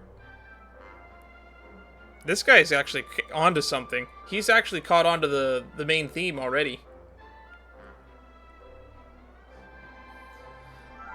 He understands the allegory.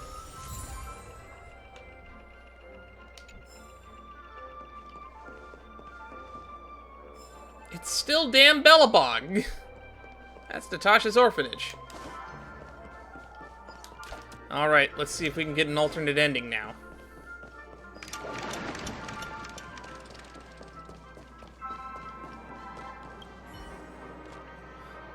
You're back. I just got a call from the Iris family. They praised your professionalism while shooting the commercial. To heaven and back. Everyone's looking forward to the results of your completed work.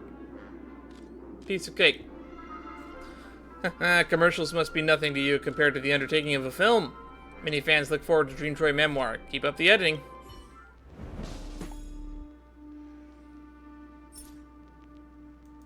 Shadow of Doubt.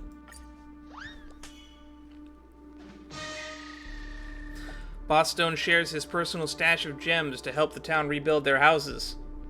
The big baddie has turned into an angelic saint. This ending is apparently as beautiful as can be. Tick-tock, I still think something is not right here. Look at Boss Stone.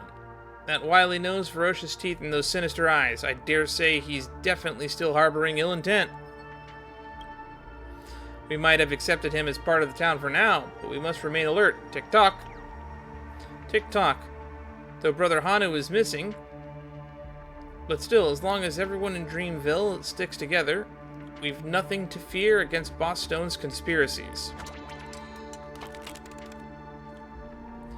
Oh, it's all negative.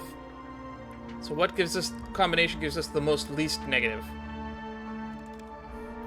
Clockie and his rebel mates still get caught, and the townsfolk have no choice but to accept Boss Stone's terms. After all, the storm outside is far worse than losing their freedom.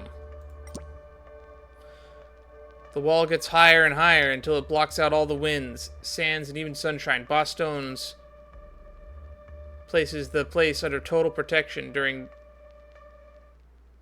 turning Dreamville back into Nightmareville. So these alternate endings are probably the ones that are the more historically accurate endings.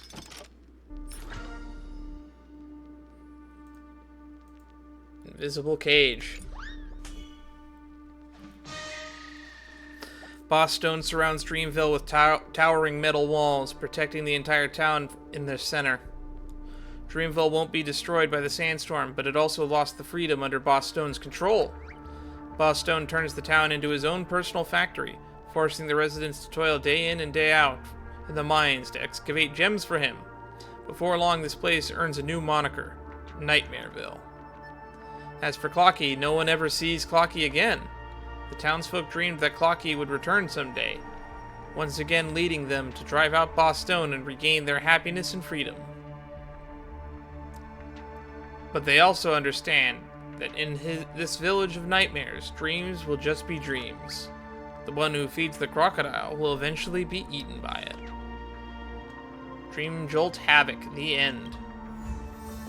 That's so dark.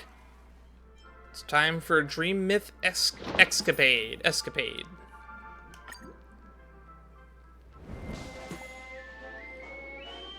Alright.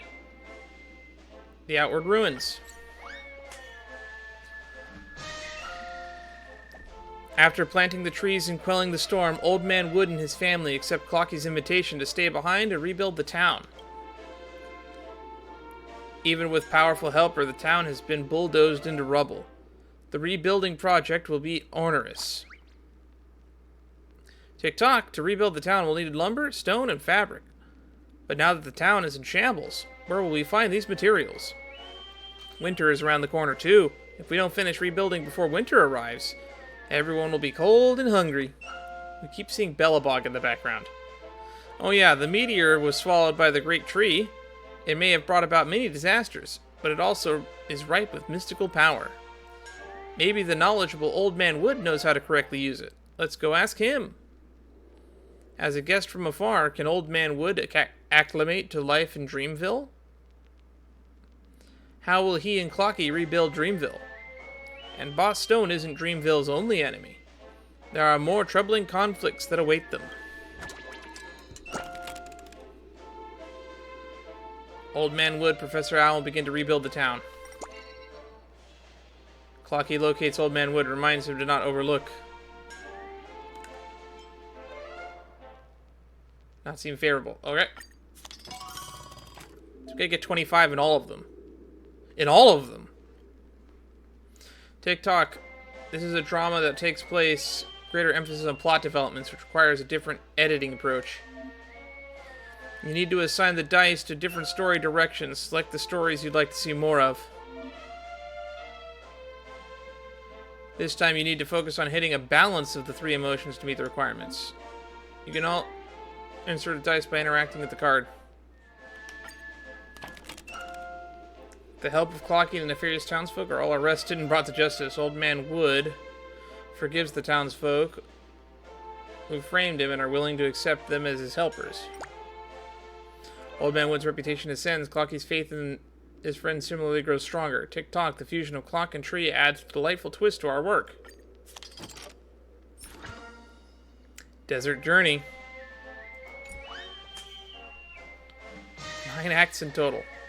With the rowdy citizens taken care of, Dreamville's development is slowly starting to show signs of improvement, but the town is still too impoverished and small. Clockie knows that for Dreamville to become stronger, it must forge ahead to even further distances. Tick-tock, the present Dreamville is too backward. This won't do. If we can explore the desert outside of town and mine the gems there, we might be able to improve our lives. My dear friend, if you wouldn't mind, please help me trailblaze Dreamville's uncharted territory. Staring at what is a vast expanse of desert sand, Clockie instead sees a land of opportunity flowing with honeyed fortune. But this mysterious and dangerous desert will not be easily tamed by Clockie. He will be beset by many harrowing adventures and challenges next. After the fall of the traitor, Old Man Wood unites all forces to continue developing the town. However, due to insufficient manpower, the work doesn't go smoothly. During the meeting, Clockie proposes the idea of inviting more friends from neighboring towns to aid the development of the effort. Old Man Wood agrees. Tick-tock, incorporation of foreign talents. Would expedited without delay. The trailblazing of the Nightmare Desert is coming to an end, but the cowboys are becoming harder to control. They occupy territories in the desert and are clamoring to build their own town. Clockie suggests Old Man Wood that they should devise a plan to reclaim their lands for unified Dreamville. Tock, not only did they empty our pockets, but they also seized our lands. They are too much for peace.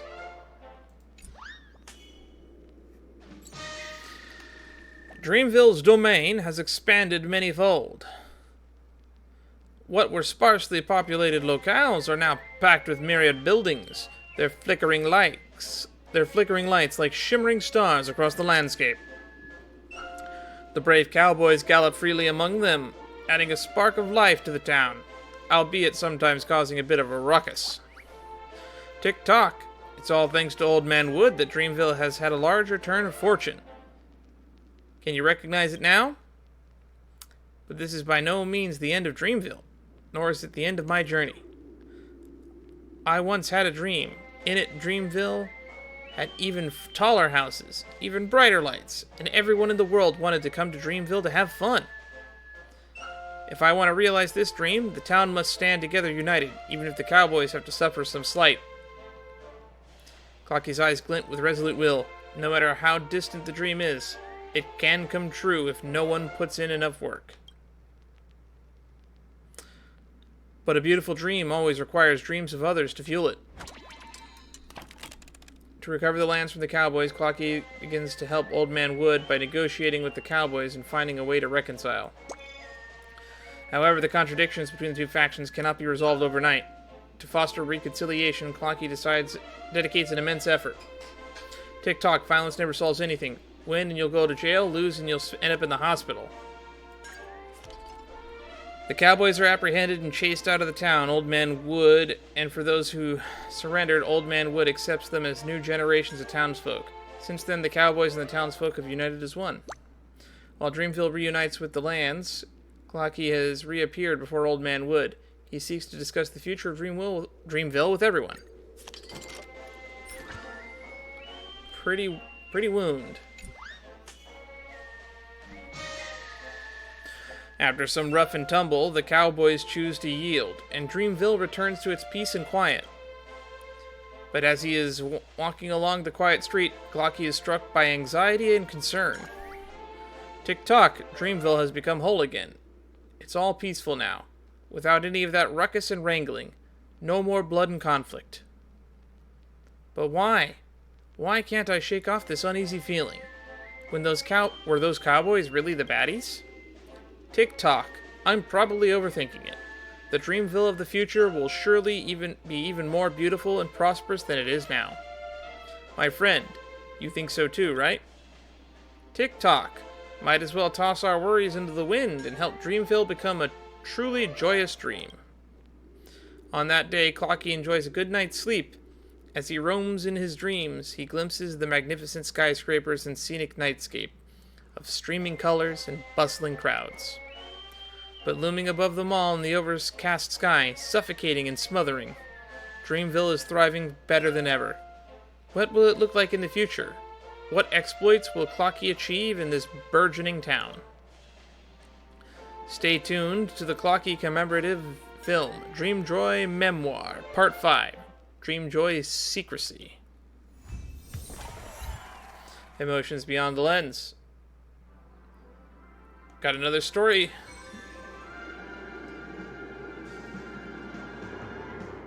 The film generates windfall for Clock Studios. The theme park gradually regains its former status. Look, the screen has been fixed. The director's turning things around by their lonesome. Astonishing. I wonder who the director is. It's not the legendary watchmaker, is it? Don't rush. I heard there's going to be a Dreamjoy Memoir screening event. Maybe we'll be able to see things for ourselves then. Do you know what the cinema across the universes are thronged by viewers of the Dreamjoy Memoir? Our theme park is seeing more guests too. It's been so many years since we lost contact with Mr. Watchmaker. We've never seen such a bustling scene. The story is full of twists and turns. It has a creative plot and features lively characters. This has been my first time hearing nothing but good reviews from those fussy movie critics. It's your talent that brought the Clock Studios back to life. Indeed, I made it happen. It's no big deal. You're being modest, trust me. I don't mean this as flattery. What's next? Well, both critics and fans are looking forward to the release of the last film, Dreamjoy Secrecy. The screen should be fixed soon, just in time for our film to premiere to be held at the theme park, but film reel hasn't been fixed yet. The watchmaker didn't create a fifth film. No, Mr. Watchmaker has completed the piece for quite some time already. But when we submitted it for the series for review, the Iris family only banned Dreamjoy Secrecy. They insisted that there were issues with the content and demanded an explanation from Mr. Watchmaker. It's a dirty move, and I'm sure they're deliberately making things difficult for us knowing Mr. Watchmaker isn't around. Since you're an important guest of the family, do you mind stepping in to convince them to take it easy on us? I'll try. Thank you so much. The Iris family conducts a review at the Pentagonal Grand Theater. It'd be great if you could make the trip there. I'll be waiting for you with good news. Clockie on 42nd Street. Oh god. Miracle on 42nd Street. The references are everywhere. I see where our last little side thing is. Let's get some lore. Then we'll resume Clockie on 42nd Street at the end. Ah, hamster animator. Move. This is urgent, be quiet.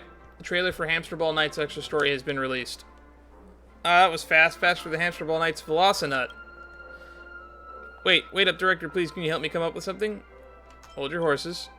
Hamsterball Knight is different from the rest of those cartoon weirdos because he isn't imaginary. He's real. Just last week he came first in the Meteor Spheroid race. But it actually brought me trouble. As a spheroid star under the Iris family, I can't even apply for an interview with him. If it weren't for the fact that our authorization for his likeness is still valid, I wouldn't even be allowed to make this extra story. Based on old Clockie lore, Hamsterball Knight was this big doofus who didn't care about anything except spheroids. He was always putting himself into dangerous situations in the name of a race. But his background story can't just be that simple. He has to have been competing for the sake of something more important to continue to risk his life. I have no idea what that should be.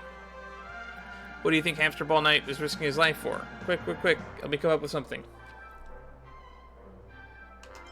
The joy of the race. Jeez, that's straight to the point. Racing in that spheroid really is all about joy. I used to love spheroid racing in Scorched Sand too, till the Bloodhounds eventually revoked my license. Great, I get it now. I'll start pulling things together based on what you said. There's no going back now. Go. Well, that was pretty straightforward. Hamsterball Knight turned out to be the most boring backstory. Dunzo. Dang, I'm fast. Hey, this copy of the script is for you, director. You're welcome.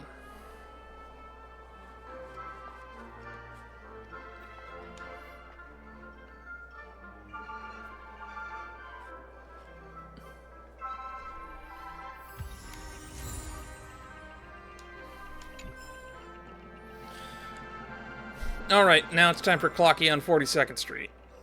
Alright, go to the film in the Grand Theater. Find the film in the Grand Theater. Title, Dreamjoy Memoir 5, Dreamjoy Secrecy. This movie is the 5th installment of Dreamjoy Memoir series, in which it tells the story of the Dreamville after its prosperity, where Clock and Old Man part ways to preserve the blank and the blank of the town. Clockie sets up Blankville and begins review. This movie contains controversial topics that should be banned. The style of this movie deviates from the previous Clockie pieces.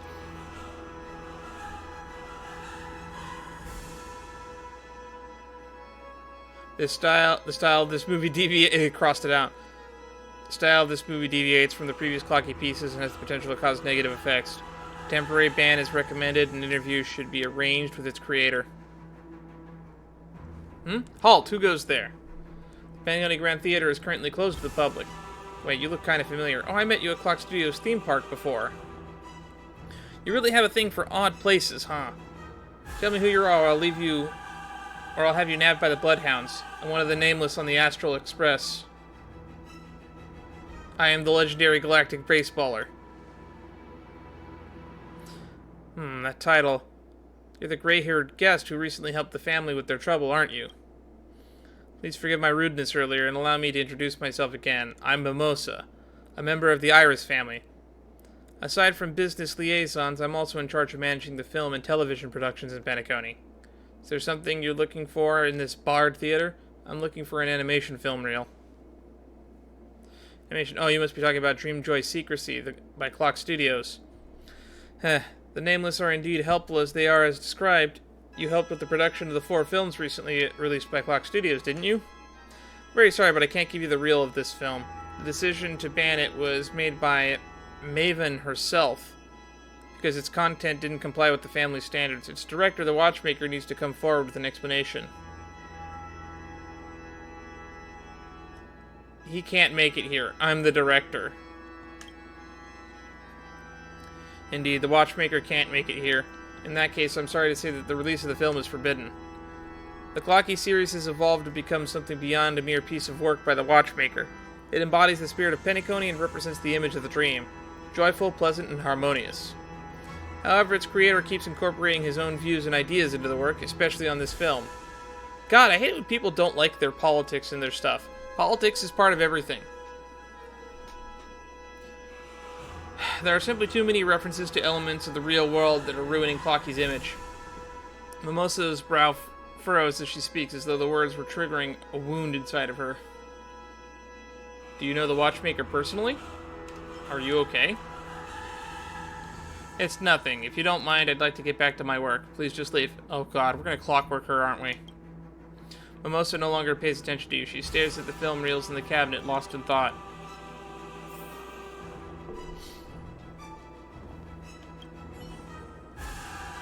Are you still skulking around? Even though you're done the family a favor, I can't allow you to keep interrupting my work. Try reading her inner thoughts.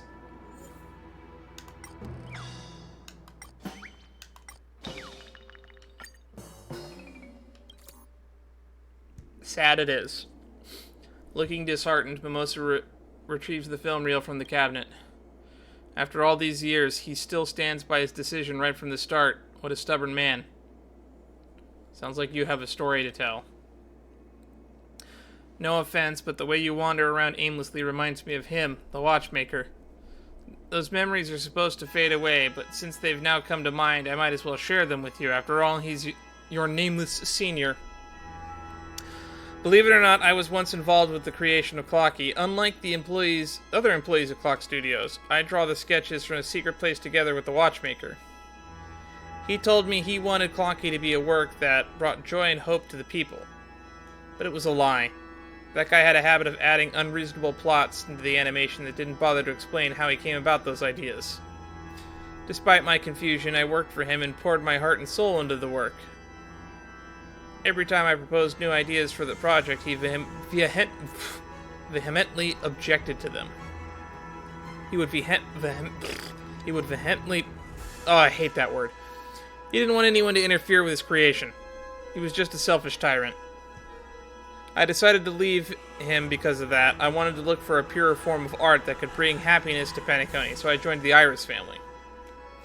I still care a lot about Clockie. I suggested that the family acquire its copyright to protect it.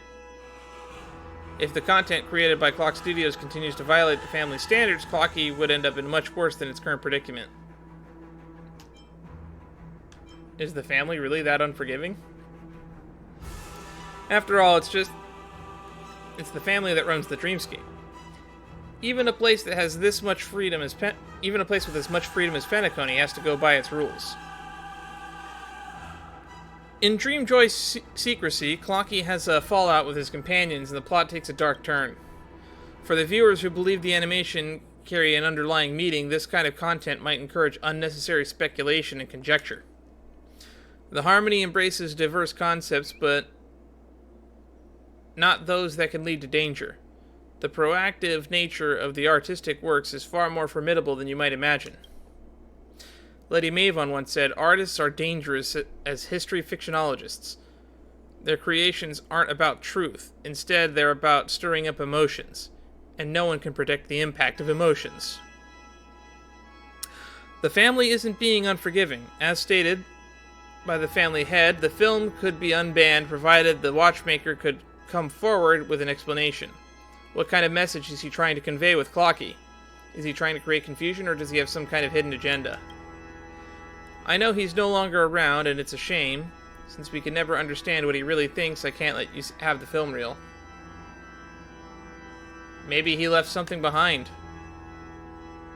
Mimosa gazes at the film reel in her hands, looking lost in distant memories. You're right, the guy surely wouldn't abandon his work. I have to make a trip back to my homeland and search for the answer. You're welcome to tag along if you know the watchmaker well. You surely know what I'm referring to. The place we can only access by doing something impossible in the dreamscape. To Dreamflex Reef! I love the music in the theater, but it's kind of loud. Traitor. How dare you come back, you traitor to Dreamflex Reef. Get out of Dreamflex Reef and go back to your family. Wait, I'm Mimosa. I'm the watchmaker's... Can't believe you have the face to mention his name. Mr. Watchmaker raised you, and yet you sided with his enemies. Mr. Watchmaker still thought about you in his twilight years. Don't you feel ashamed of yourself? I'm very sorry. Do you think an apology is enough?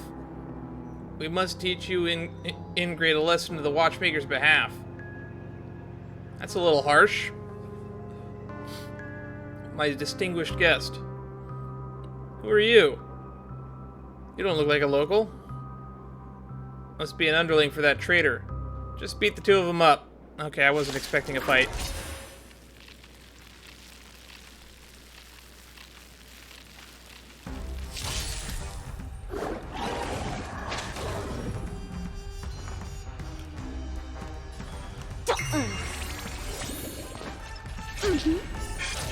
Gotcha. Let's play. Can you Easy find the peasy. answer?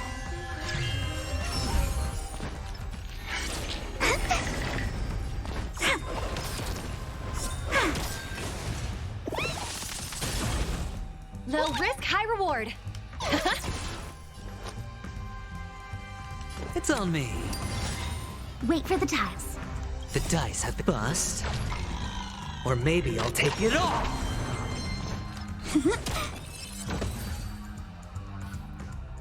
Xingqiu does too much damage.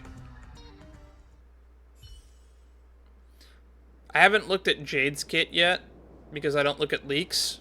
I always wait till the Keeping Up with Star Rail comes out before I start looking at new characters' kits.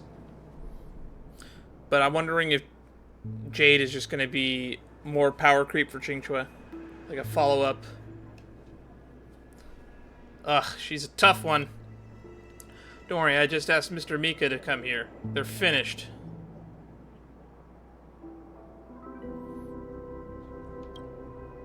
Mr. Mika, we're counting on you to punish the traitor and her underling. Sorry you have to go through this. I'm a friend of the Astral Express. I'm sorry you had to go through this, my friend from the Astral Express. The Astral Express? Could that be Mr. Watchmaker's? You guys should go. Don't embarrass Dreamflex Reef anymore. Okay, let's bolt. I think we messed with the wrong person. My apologies, Can and Mimosa. Are you guys alright? I'm fine. Brother. You two are siblings? I already talked to Mika, so I already know he's a child of the Watchmaker. So I kind of already knew that about him. Just like Mimosa, I am also an orphan adopted by the Watchmaker. There are many more kids like us in Dreamflex Reef. When we got older, I chose to stay here in Dreamflex Reef while Mimosa pursued a life as she desired in Penacony. By the way, how did you two meet? Because of Dreamjoy Memoir. Because of an unpleasant argument. Huh? What led to the argument? Was it about the recent Clockie movie? Bisei told me you were involved in its production. Did you run into any problems during production? Mimosa used to work as the Watchmaker's animation assistant here and she knows the Clockie's story like the back of her hand. If it's a technical glitch, you can discuss it with her. No, the issue is more ideological than technical. I've watched the film reels Father left behind at Clock Studios, and I wondered why he included a story about Dreamflex Reef in the animation. If I can figure out why he did that, I can probably convince Lady Mavon to lift the ban on the movie. After all, all she wants is an explanation. Maven's still as capricious as ever. If the watchmaker could hear this, I suppose he would have a laugh at this old friend of his. Seems like you still can't let go of the past, even after all this time. Come with me. He left you something. They're heading towards the graveyard. Are these letters from the watchmaker for me? Yeah, I couldn't find you, so I kept these letters here, thinking that you might find them when you visit him. Now I can finally return them to you. 1, 2, 3 drops. Tears fell onto the paper. My stubborn pony. How's life in the dream? When will you ever see this letter? I bet you're still mad at me for painting those ridiculous stories, restricting your freedom to create, yet I never explained my reasons for doing so. Perhaps you'll find it hard to accept my reason, but I truly mean it. I wish to protect you and your aspiration. I know ever since you were a child you aspire to go to the idyllic dreams above the dome, to witness the dream chaser's happiness, and to see the smile on the guests' faces. That's because you're someone who loves to bring joy to others. That's why I'm afraid the stories I wrote in my creations will tarnish this innocence. I hope that there's always a dream in your heart, and I hope that you'll never be skeptical of this world. But I figured out now that you are courageous and a kind child. Your pure intent will not be crushed easily, hence I am now willing to be truthful and tell you the reason for creating Clockie. It's because I do not want people to forget everything in their dreams. From the conflict in the prison, to the countless catastrophes, to the expansion of nightmares, to the establishment of sweet dreams. Along the way, I've witnessed the people in the dreams gradually coming to a standstill without looking back. They said the world outside of dreams is cruel, and one should no longer look back at these sorrowful pasts and dreams. However, a pleasant dream must always move forward in a trail of blazing flame and look back. And so I put my pen to paper and rely on my childhood friends to keep those precious memories for me. If sometime in the future, when all histories are covered in carols and all coming days are buried in laughter, and people can never wake up again, Clockie might be the wake-up call for their existence. Oh yes, do you still remember? I secretly told you once that the brain of Clockie is actually a compass that leads one to the future. And now this compass belongs to you. My past is already ended.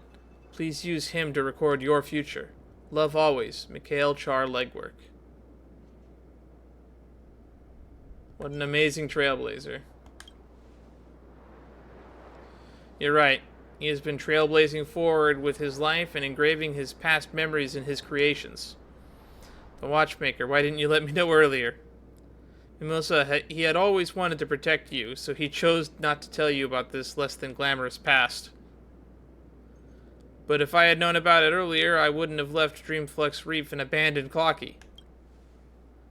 To put it in his words, that is the route you've chosen. Moreover, it isn't too late now, is it? Yes, it's not too late. I will request to meet Lady Mavon immediately and tell her the watchmaker is only trying to document the history of Penacony that shouldn't be forgotten. I believe she will understand such a reason after all. After all? It's nothing. She's a reasonable person, so don't worry about it.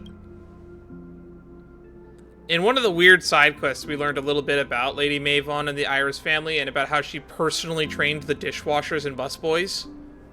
So she's always been a weird and interesting person, so I'm sad we're gonna not meet her, and she's probably just gonna be a default NPC like they did to Mr. Ideen of the Alfalfa family. Or was it Odie of the Alfalfa family? Ideen... It's just a shame.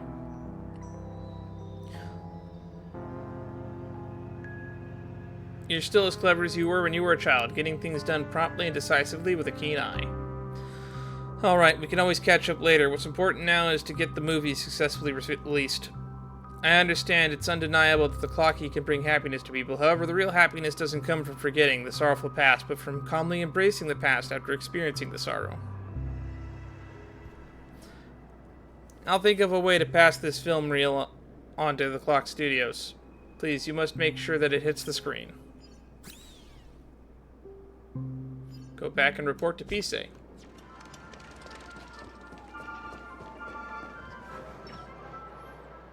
Why did she have red hair there for a second? Why are you here again? Dreamjoy Memoir is now showing, and the business of Clock Studios is on the rise. There is no need for the family to be involved. Are you sure? Have you completed the final work? That is all because of the family's interference. I think you can use this method to threaten us. How shameless. That's not true. Here, you can have the film reel. Huh?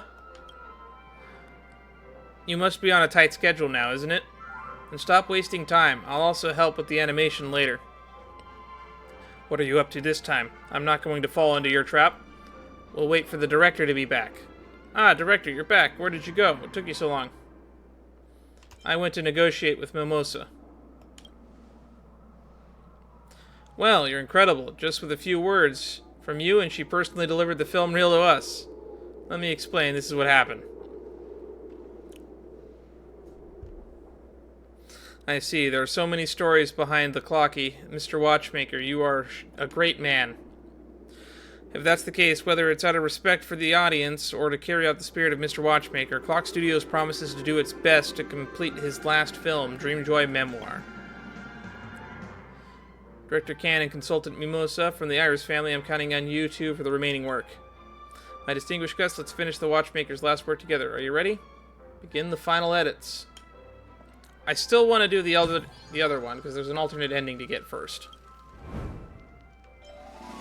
So let's get the special ending here first, and then we'll do the final chapter. So editor me, we could probably just skip and only show the ending cutscenes, because a lot of the gameplay is kind of meh. For freedom. Dreamville's domain has expanded many-fold. What were the sparsely populated locales are now packed with are myriad buildings. Their flickering lights like shimmering stars across the landscape. Old Man Wood's trees block the cowboys' path, causing both parties to be embroiled in constant bickering. Clockie also doesn't understand why Old Man Wood insists on taking away the cowboys' turf. It's something the cowboys earned through hard work. Tick-tock. Old Man Wood is such a greedy geezer, claiming that all his doings are for the prosperity of Dreamville. I bet it's all for his own selfish gains. Tick-tock. Surely you don't think so too. Dreamville must not go back to that gloomy prison of the past. Come on, let's help the cowboys seize back what's theirs. Clockie decides to confront Old Man Wood for his cowboy compatriots, as well as free Dreamville as envisioned in his heart. But be it prosperity or freedom, as long as one keeps moving forward, a price must be paid. Now that Clockie has returned to the posse of cowboys, everyone regards Clockie as their leader. Many hope that he can persuade Old Man Wood to give up his position. As Clockie gallops into the wilderness with the cowboys, memories of his joyful days on the compass flood back to him. Tick-tock. That should be the way Dreamville should provide others with comfort and freedom. The cowboys decisively triumph over Old Man Wood's forces. Seeing Clockie standing on the opposite side of him, Old Man Wood's spirits plummeted into despair. He bids farewell to the town he once cherished, departing with the helpless sigh.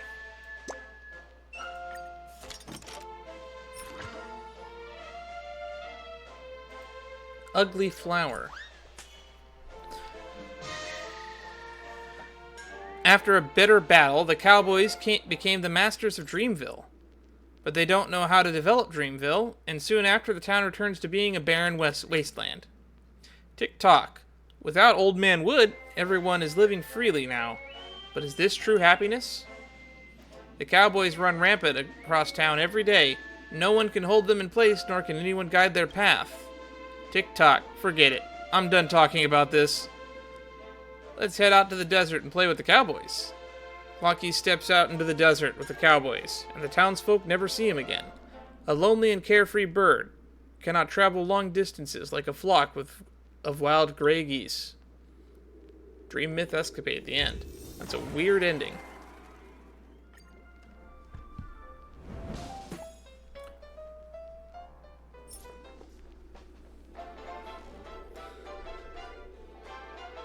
Dreamjoy Yield.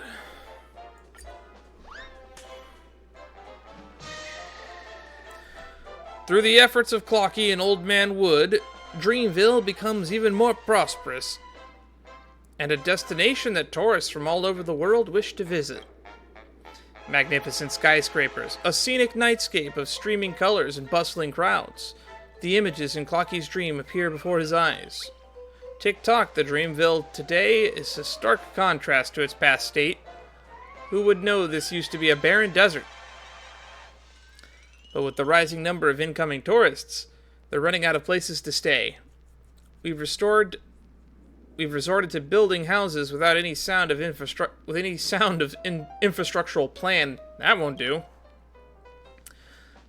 Tock, we need a hotel, a giant one that can house all the townsfolk and guests. Besides the hotel, we also need to build a fun amusement park with a garden. It's got all sorts of plants and flowers, and a mall where you can buy anything you want. Tock, just the mere thought of all that gets my gears all hyped up. Let's go, friend. Off we go to talk to Professor Owl about these ideas. Clockie's mind conjures dazzling image of Dreamville. Now he wants to work with his companions and turn this scene into a reality. The danger may have been quelled, but the road to rebuilding the town isn't that easy. Clockie will have to contend with many challenges. Tock, the target's a bit special. I'm sure you can do it. Audience emotion sum greater than 95. So we can do anything as long as we get a total of 95. So nothing can hit 0, and the total has to hit 45. And now we have a mini game. It looks like it's just a slot machine, though.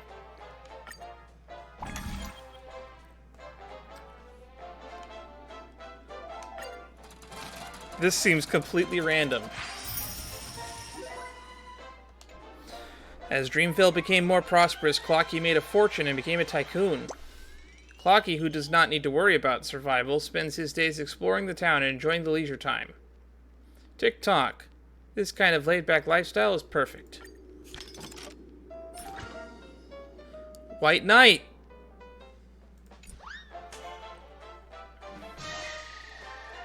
Having gone through a phase of construction, Dreamville is now exploding with interest. Wonder and amusement, akin to the beautiful dreamscape where mesmerized guests linger, reluctant to leave. In a glamorous town hotel, an unending stream of guests throngs at the lobby. They all hope to find their own happiness in Dreamville. Tock, the Dreamville today is a stark contrast to his past state. Who would know this used to be a barren desert?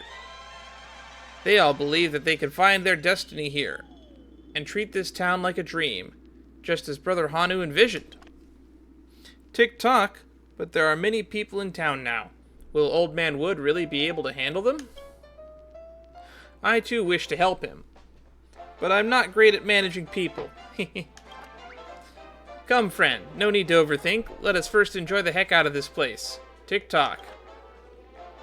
Faced with a Dreamville full of fun and opportunity, Clockie chose to plunge into the revelry, leaving his responsibilities at the back of his dial. There are more and more townsfolk, and Old Man Wood is getting overloaded with work. Beneath the neon lights in the town, a shadow grows. As the people in Dreamville indulged in a lavish lifestyle, they grew drowsy under a shade of the canopy. Meanwhile, Old Man Wood's branches continued to spread, wrapping around everyone's heart. Finding the situation in Dreamville worrisome, Clockie pledged to bring everyone to their senses. Tock. Everyone's clock has stopped turning. Hurry up and wind them up. Waking hours.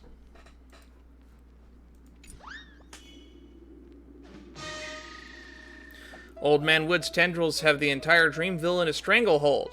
No resident will ever be able to oppose his ideas. But the townsfolk seem to not care for Old Man Wood's ambition. They are only concerned with the fortune and happiness of Dreamville brings. But Clockie doesn't think so. He will never allow Dreamville to fall into such decadence. Tick-tock, Old Man Wood has changed. He doesn't care about Dreamville's future at all. We had a pact in the past for Dreamville to be filled with laughter from our hearts, but now everyone is just smiling like a vapid fool in a dream. Tick-tock, I must rouse Old Man Wood and the townsfolk from their follies, even if the entire town turns on me. Let's go, friend. We cannot allow Old Man Wood's wanton ways to continue. Clockie leaves the flourishing Dreamville and returns his ruined former home. He believes himself to be lucid, that one day he will bring this clarity to everyone in town as well. One day. Despite Clockie's numerous efforts, Dreamville didn't change much. Decadent desires still festered in the shade of Old Man Wood's canopy. Clockie was exhausted and his hands slowly rust. The story of Dreamville was coming to an end. Tick-tock, the past is like a dream. Compass Undead.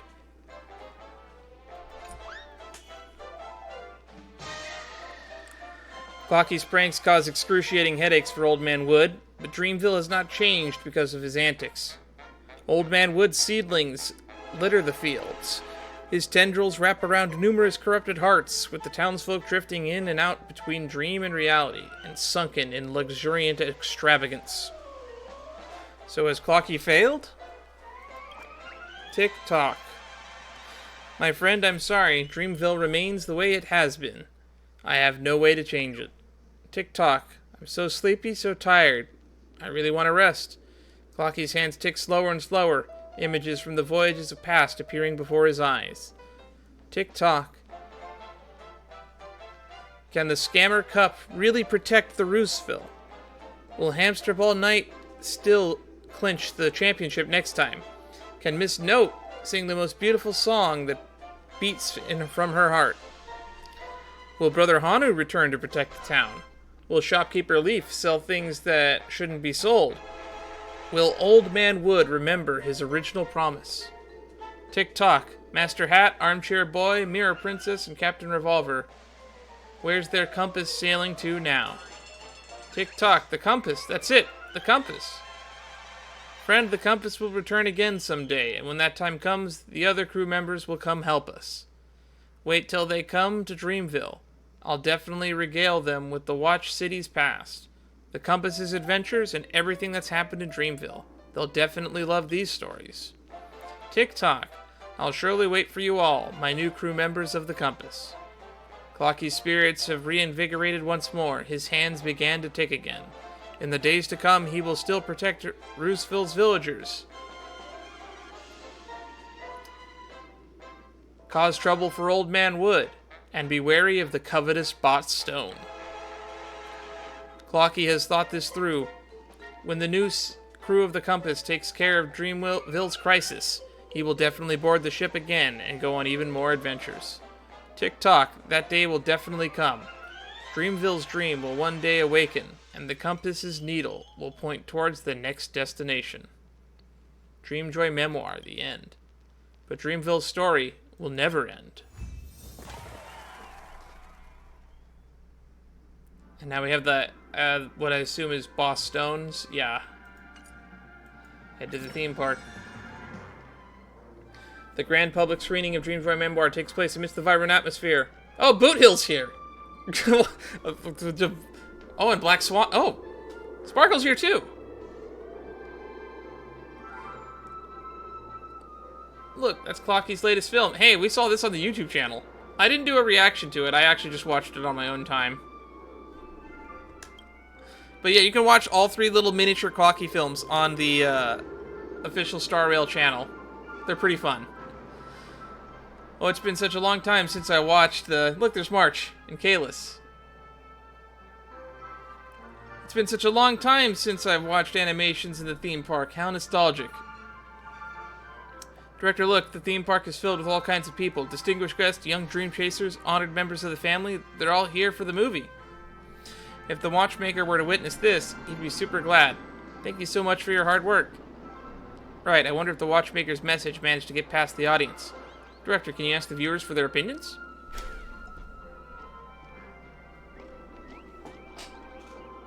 There's Mika and Mimasa. Let's talk to them first. The audience is pleased, even if they can't discern the deeper meaning behind it. The movie itself is quite fun.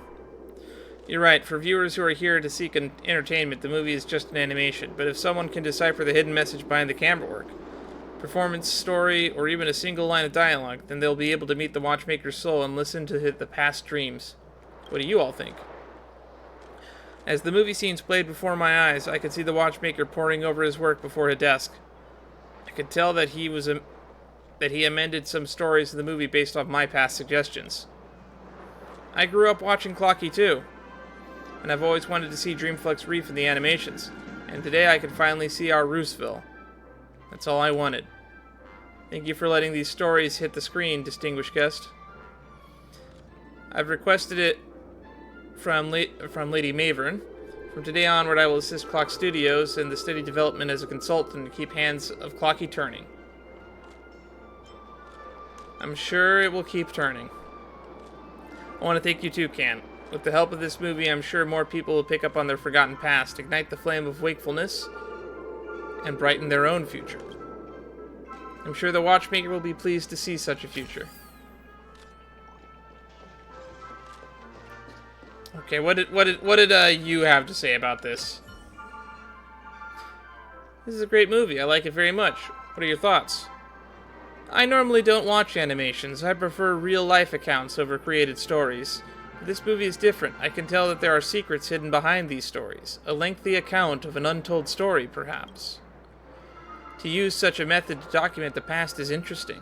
It reminds me of a memo keeper who also loves to record their memories on camera. Memories are records of the past and prophecies of the future. I hope you and your watchmaker's work can shift the future of this dream. Alright, crazy. What do you got to say? Hey, gray hair. Is this your animation? Not bad. What did you think of this movie?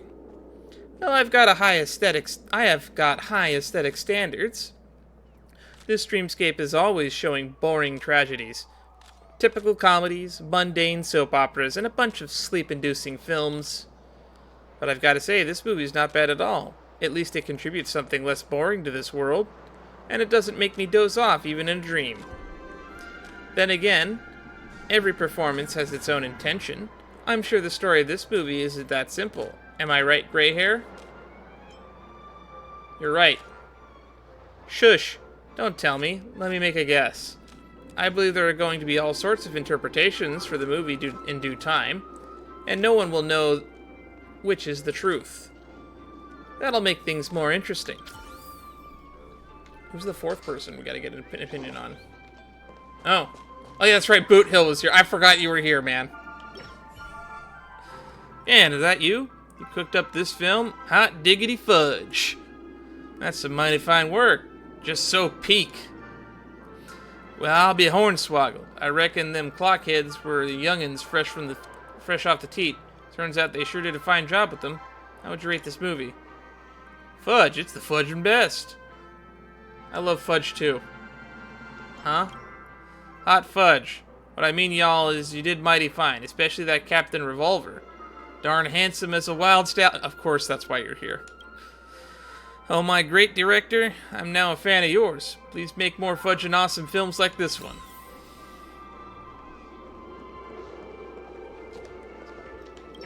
And there's an alternate ending to make, too. Director Can, what do the viewers think? They give it a high rating. Seems like someone has noticed the hidden message. Is that so? Perhaps the watchmaker is hoping to see more such viewers so they can reap the benefits of the animation beyond the joy of it. Director, working with you is like returning to the golden age of Clock Studios, when I was still working with the watchmaker and continuing the adventures of Clockie alongside him. Now that I think about it, we were actually engraving the history of Penacony. I understand why Mr. Watchmaker chose to hide it from everyone. After all, how could the creation of his work bring so much joy if everyone under such pressure to create it? Clock Studios will continue to move forward with this mission. It will watch over the dream until everyone has the right to wake up from the dream. So with the release of the last movie, the story of Dreamjoy Memoir also came to an end for now. Thank you for your hard work. Let's do 100 more movies. Well, we're actually planning on combining the 5 stories of Dreamjoy Memoir to create a super extended version for our audience to watch for a long time. It's also a huge project. If you're interested in continuing as our director, you're always welcome to come back and take part in the production. Alright, when our movie is a hit, the renowned SoulGlad hopes to use Clockie's image as their spokesperson and help them shoot a set of commercials. They especially invited you to be director of this commercial. You should go assist if you're free. Your directorial skills will surely be elevated to the next level with this project. Now then, dear director, on behalf of Clock Studios, I salute you. We'll never forget all the hard work you put in for The Watchmaker and the Clockie series. A clock-styled ending. Wonderful. Classic endings for Dreamjoy Memoir have been released. You can continue to explore the film's special endings, complete commercials, extra challenges, and anthology edits. So, they want us to do the collab next, but we'll do the extra story next. So, we'll do the extra story next with Boss Stone. Then, we'll wrap up by doing the final alternate ending.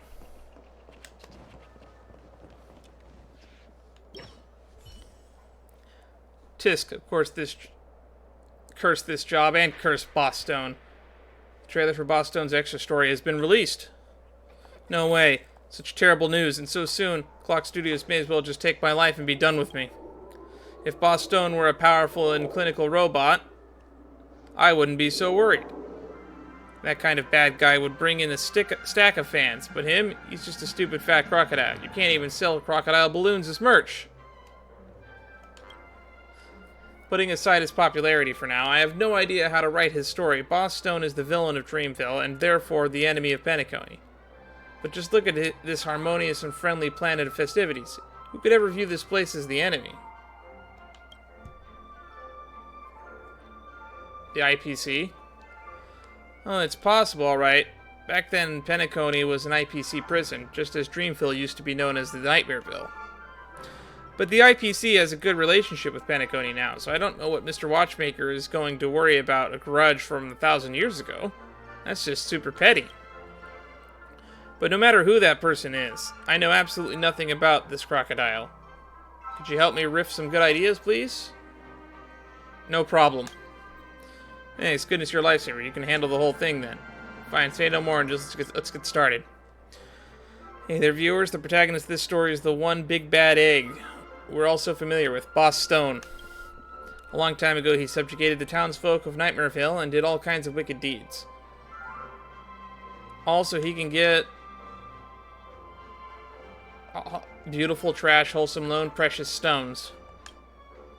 Yes, the stones. In the worldview of Clockie, stone seems to be super important. All of Dreamville is built upon stones.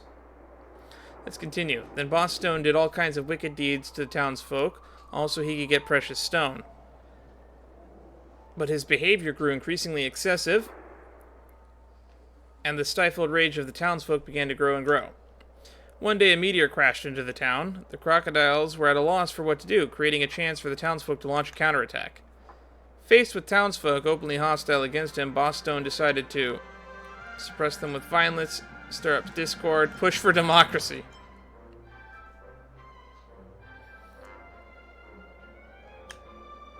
Ooh, what a brutal and ruthless bad guy. Let's continue with our story. Faced with townsfolk openly hostile against him, Boss Stone decided to suppress them with violence. But in the end he failed. The townsfolk chased him out of the town. Nightmareville soon became Dreamville, however. Boss Stone had not yet given up and vowed to take back this place that once belonged to him. He blocked off the town's resources and launched a punishing offensive. Dreamville soon fell into desperation, and the townsfolk bickered endlessly. But fortunately, the clever Clockie sought help from Old Man Wood, who persuaded the townsfolk to reunite once again. Boss Stone didn't play up anymore. All he could do was Cause trouble from the town from the shadows. Huh, that darn crocodile. That is so like him. Great, all done. Let's dig into the plot of the extra story then. Hey there, viewers. Yada, yada, yada. Yeah, that's it. Great, we can start shooting the extra story now. Get the tough stuff out of the way. You really are a fresh creative. Just chatting a little bit with you has piqued my interest in this crocodile. The script really stays with you.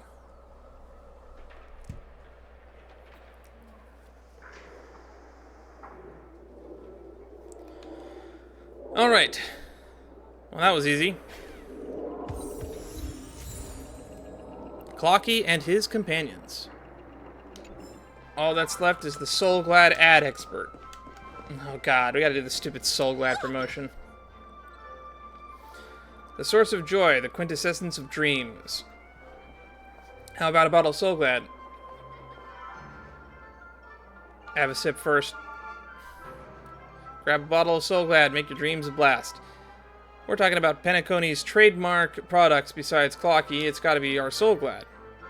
I'll be candid, our SoulGlad will soon have a collaboration with Clockie. Don't forget to cheer us on. What a coincidence, I'm here to talk about that partnership. So you're the director of Dreamjoy Memoir? Mr. Piska mentioned you. It's an honor to finally meet you. I'm from SoulGlad TM Advertising Department. I'm here to have a chat with you about the current commercial proposal. Bubbly Clockie. SoulGlad can bring joy and laughter to Dreamville, but the evil boss Stone hates everything nice, so he's imprisoned Mr. Soda and stashed away all of the town's SoulGlad. The hero of Dreamville, Clockie, will infiltrate Boss Stone's office to bring back the smiles to the townspeople. That's the gist of the story. To complete the production quickly, I hope you can, as director, personally get your hands dirty and become Clockie's motion capture artist. Total of 3 commercials. How's about it? Will that work? No problem. Action. Difficulty level 1. Oh, we gotta do 3 of these.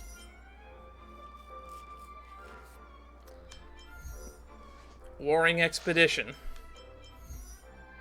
Open a chest through SoulGlad floor tile. Break 7 of Boss Stone's balloon. Remove 5 SoulGlad floor tiles. I have no clue what we're doing here. No clue.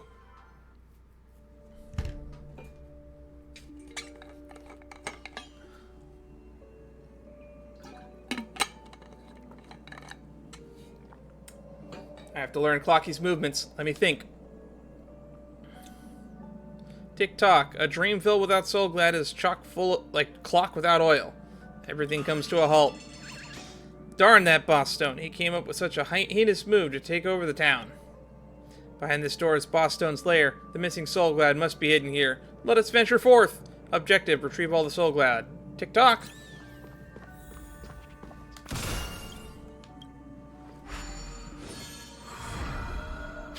Starting to get hot in my room.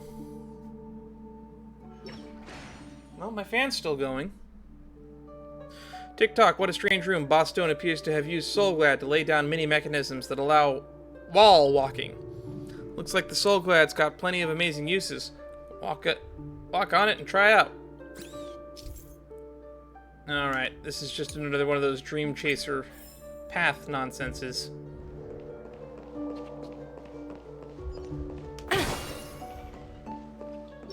Classic plot with untrained emotions. SoulGlad creating possibilities, miracle dreams, and fantasies. SoulGlad, always your essential helper, whether it be at home or in fights.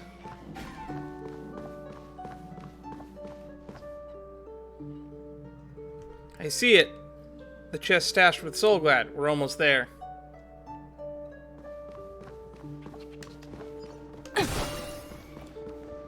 Greed may backfire on you. SoulGlad won't.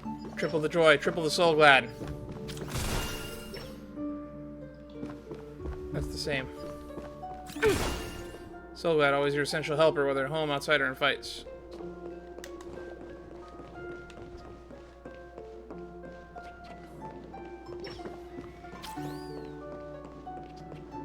Have to pop 7 balloons.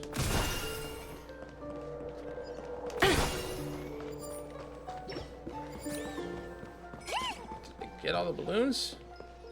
Yes, Numby, I see the chest.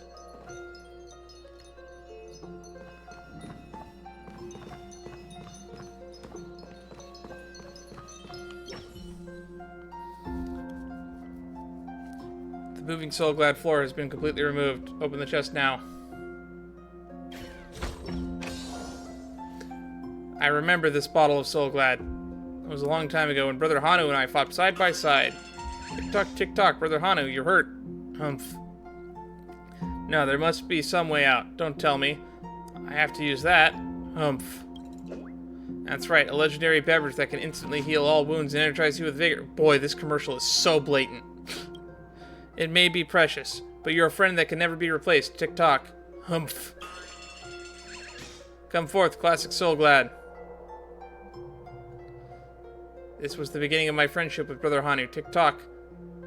Such a truly nostalgic past.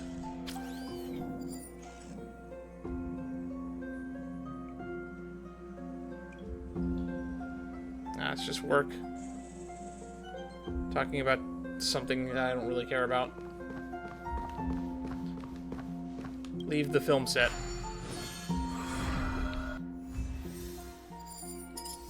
Seven balloons. Remove 5 SoulGlad floor. I don't remember removing any floor tiles, so I don't even know what that means.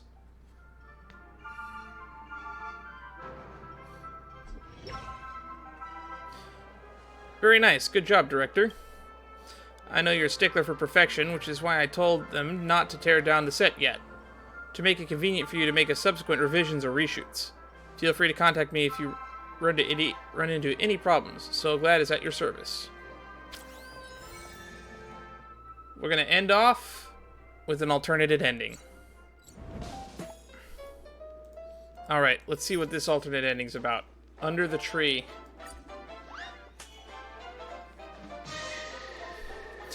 Old Man Wood's tendrils have the entire of Dreamville in a stranglehold. No scoundrel will ever harm the town's residents again. But the townsfolk seem to not care for Old Man Wood's ambition. They're only concerned with the fortune and happiness that Dreamville brings. Clockie also doesn't seem to mind, as long as everyone in Dreamville is happy. Tick tock, Old Man Wood hasn't been very chatty recently, but I know that he must be busying himself for Dreamville. Everyone's living in high spirits. How wonderful. Don't you think so too, my friend? Tick tock. We mustn't squander Old Man Wood's painstaking efforts. We have to fully enjoy ourselves in this dream. Let's go, friend. Off to immerse ourselves in the grand celebration. Clockie accepts the present Dreamville, surrendering himself entirely to the tides of merriment. He believes he can deliver everyone happiness, bringing them more happiness, having them experience more happiness, and making that happiness everlasting in Dreamville.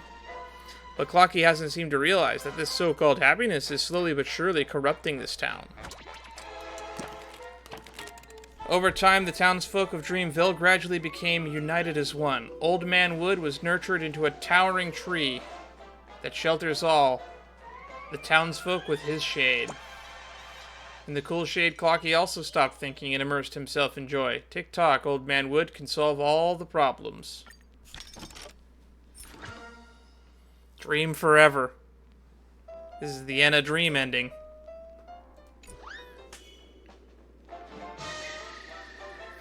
Dreamville gradually sinks into the foliage's embrace, where everyone enjoys sweetened fruit and cool shade, never needing to think for themselves again.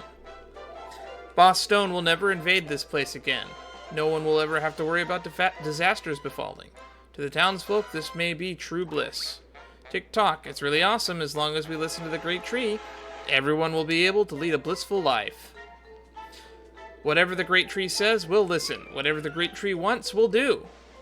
Tick-tock, my friend, Dreamville has now really become a true dream. But I feel like I'm forgetting something I shouldn't have. Tick-tock, since I've forgotten it, it's probably not important. Come on, let's have a party at Mr. Soda's. And so enveloped by the giant tree's protection, Dreamville embarks on a path of eternal happiness. No sadness, no suffering, no worries, and Clockie's hands also start to rust in the syrup never to tick again. The price for us, forever to live in the current happiness, is to never again glimpse visions of the future. Dreamjoy Memoir. The end? Question mark? Whispers of the past. And one last thing, because I forgot that I promised it at the beginning. Game? Hello, game? There it is. We have enough for another standard warp, so let's do that. What's my pity at? Alright, so we had a Shu Yi on the last pull. So we're at 5, 10, 15, 20, 25, 30, 36, 37, 38. So we're at 38. Nowhere near hard pity, but let's go to 48 pity.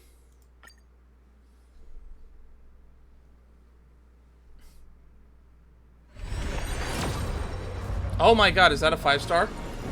Alright, what do we get? Himiko Bailu or a light cone are what I want from this.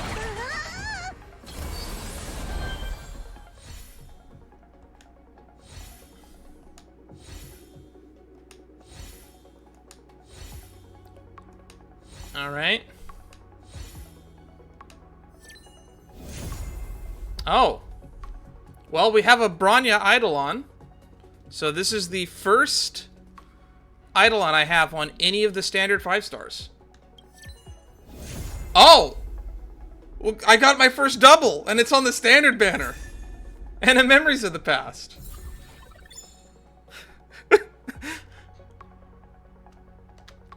I have to take a screen cap of that, because I need to show my friends.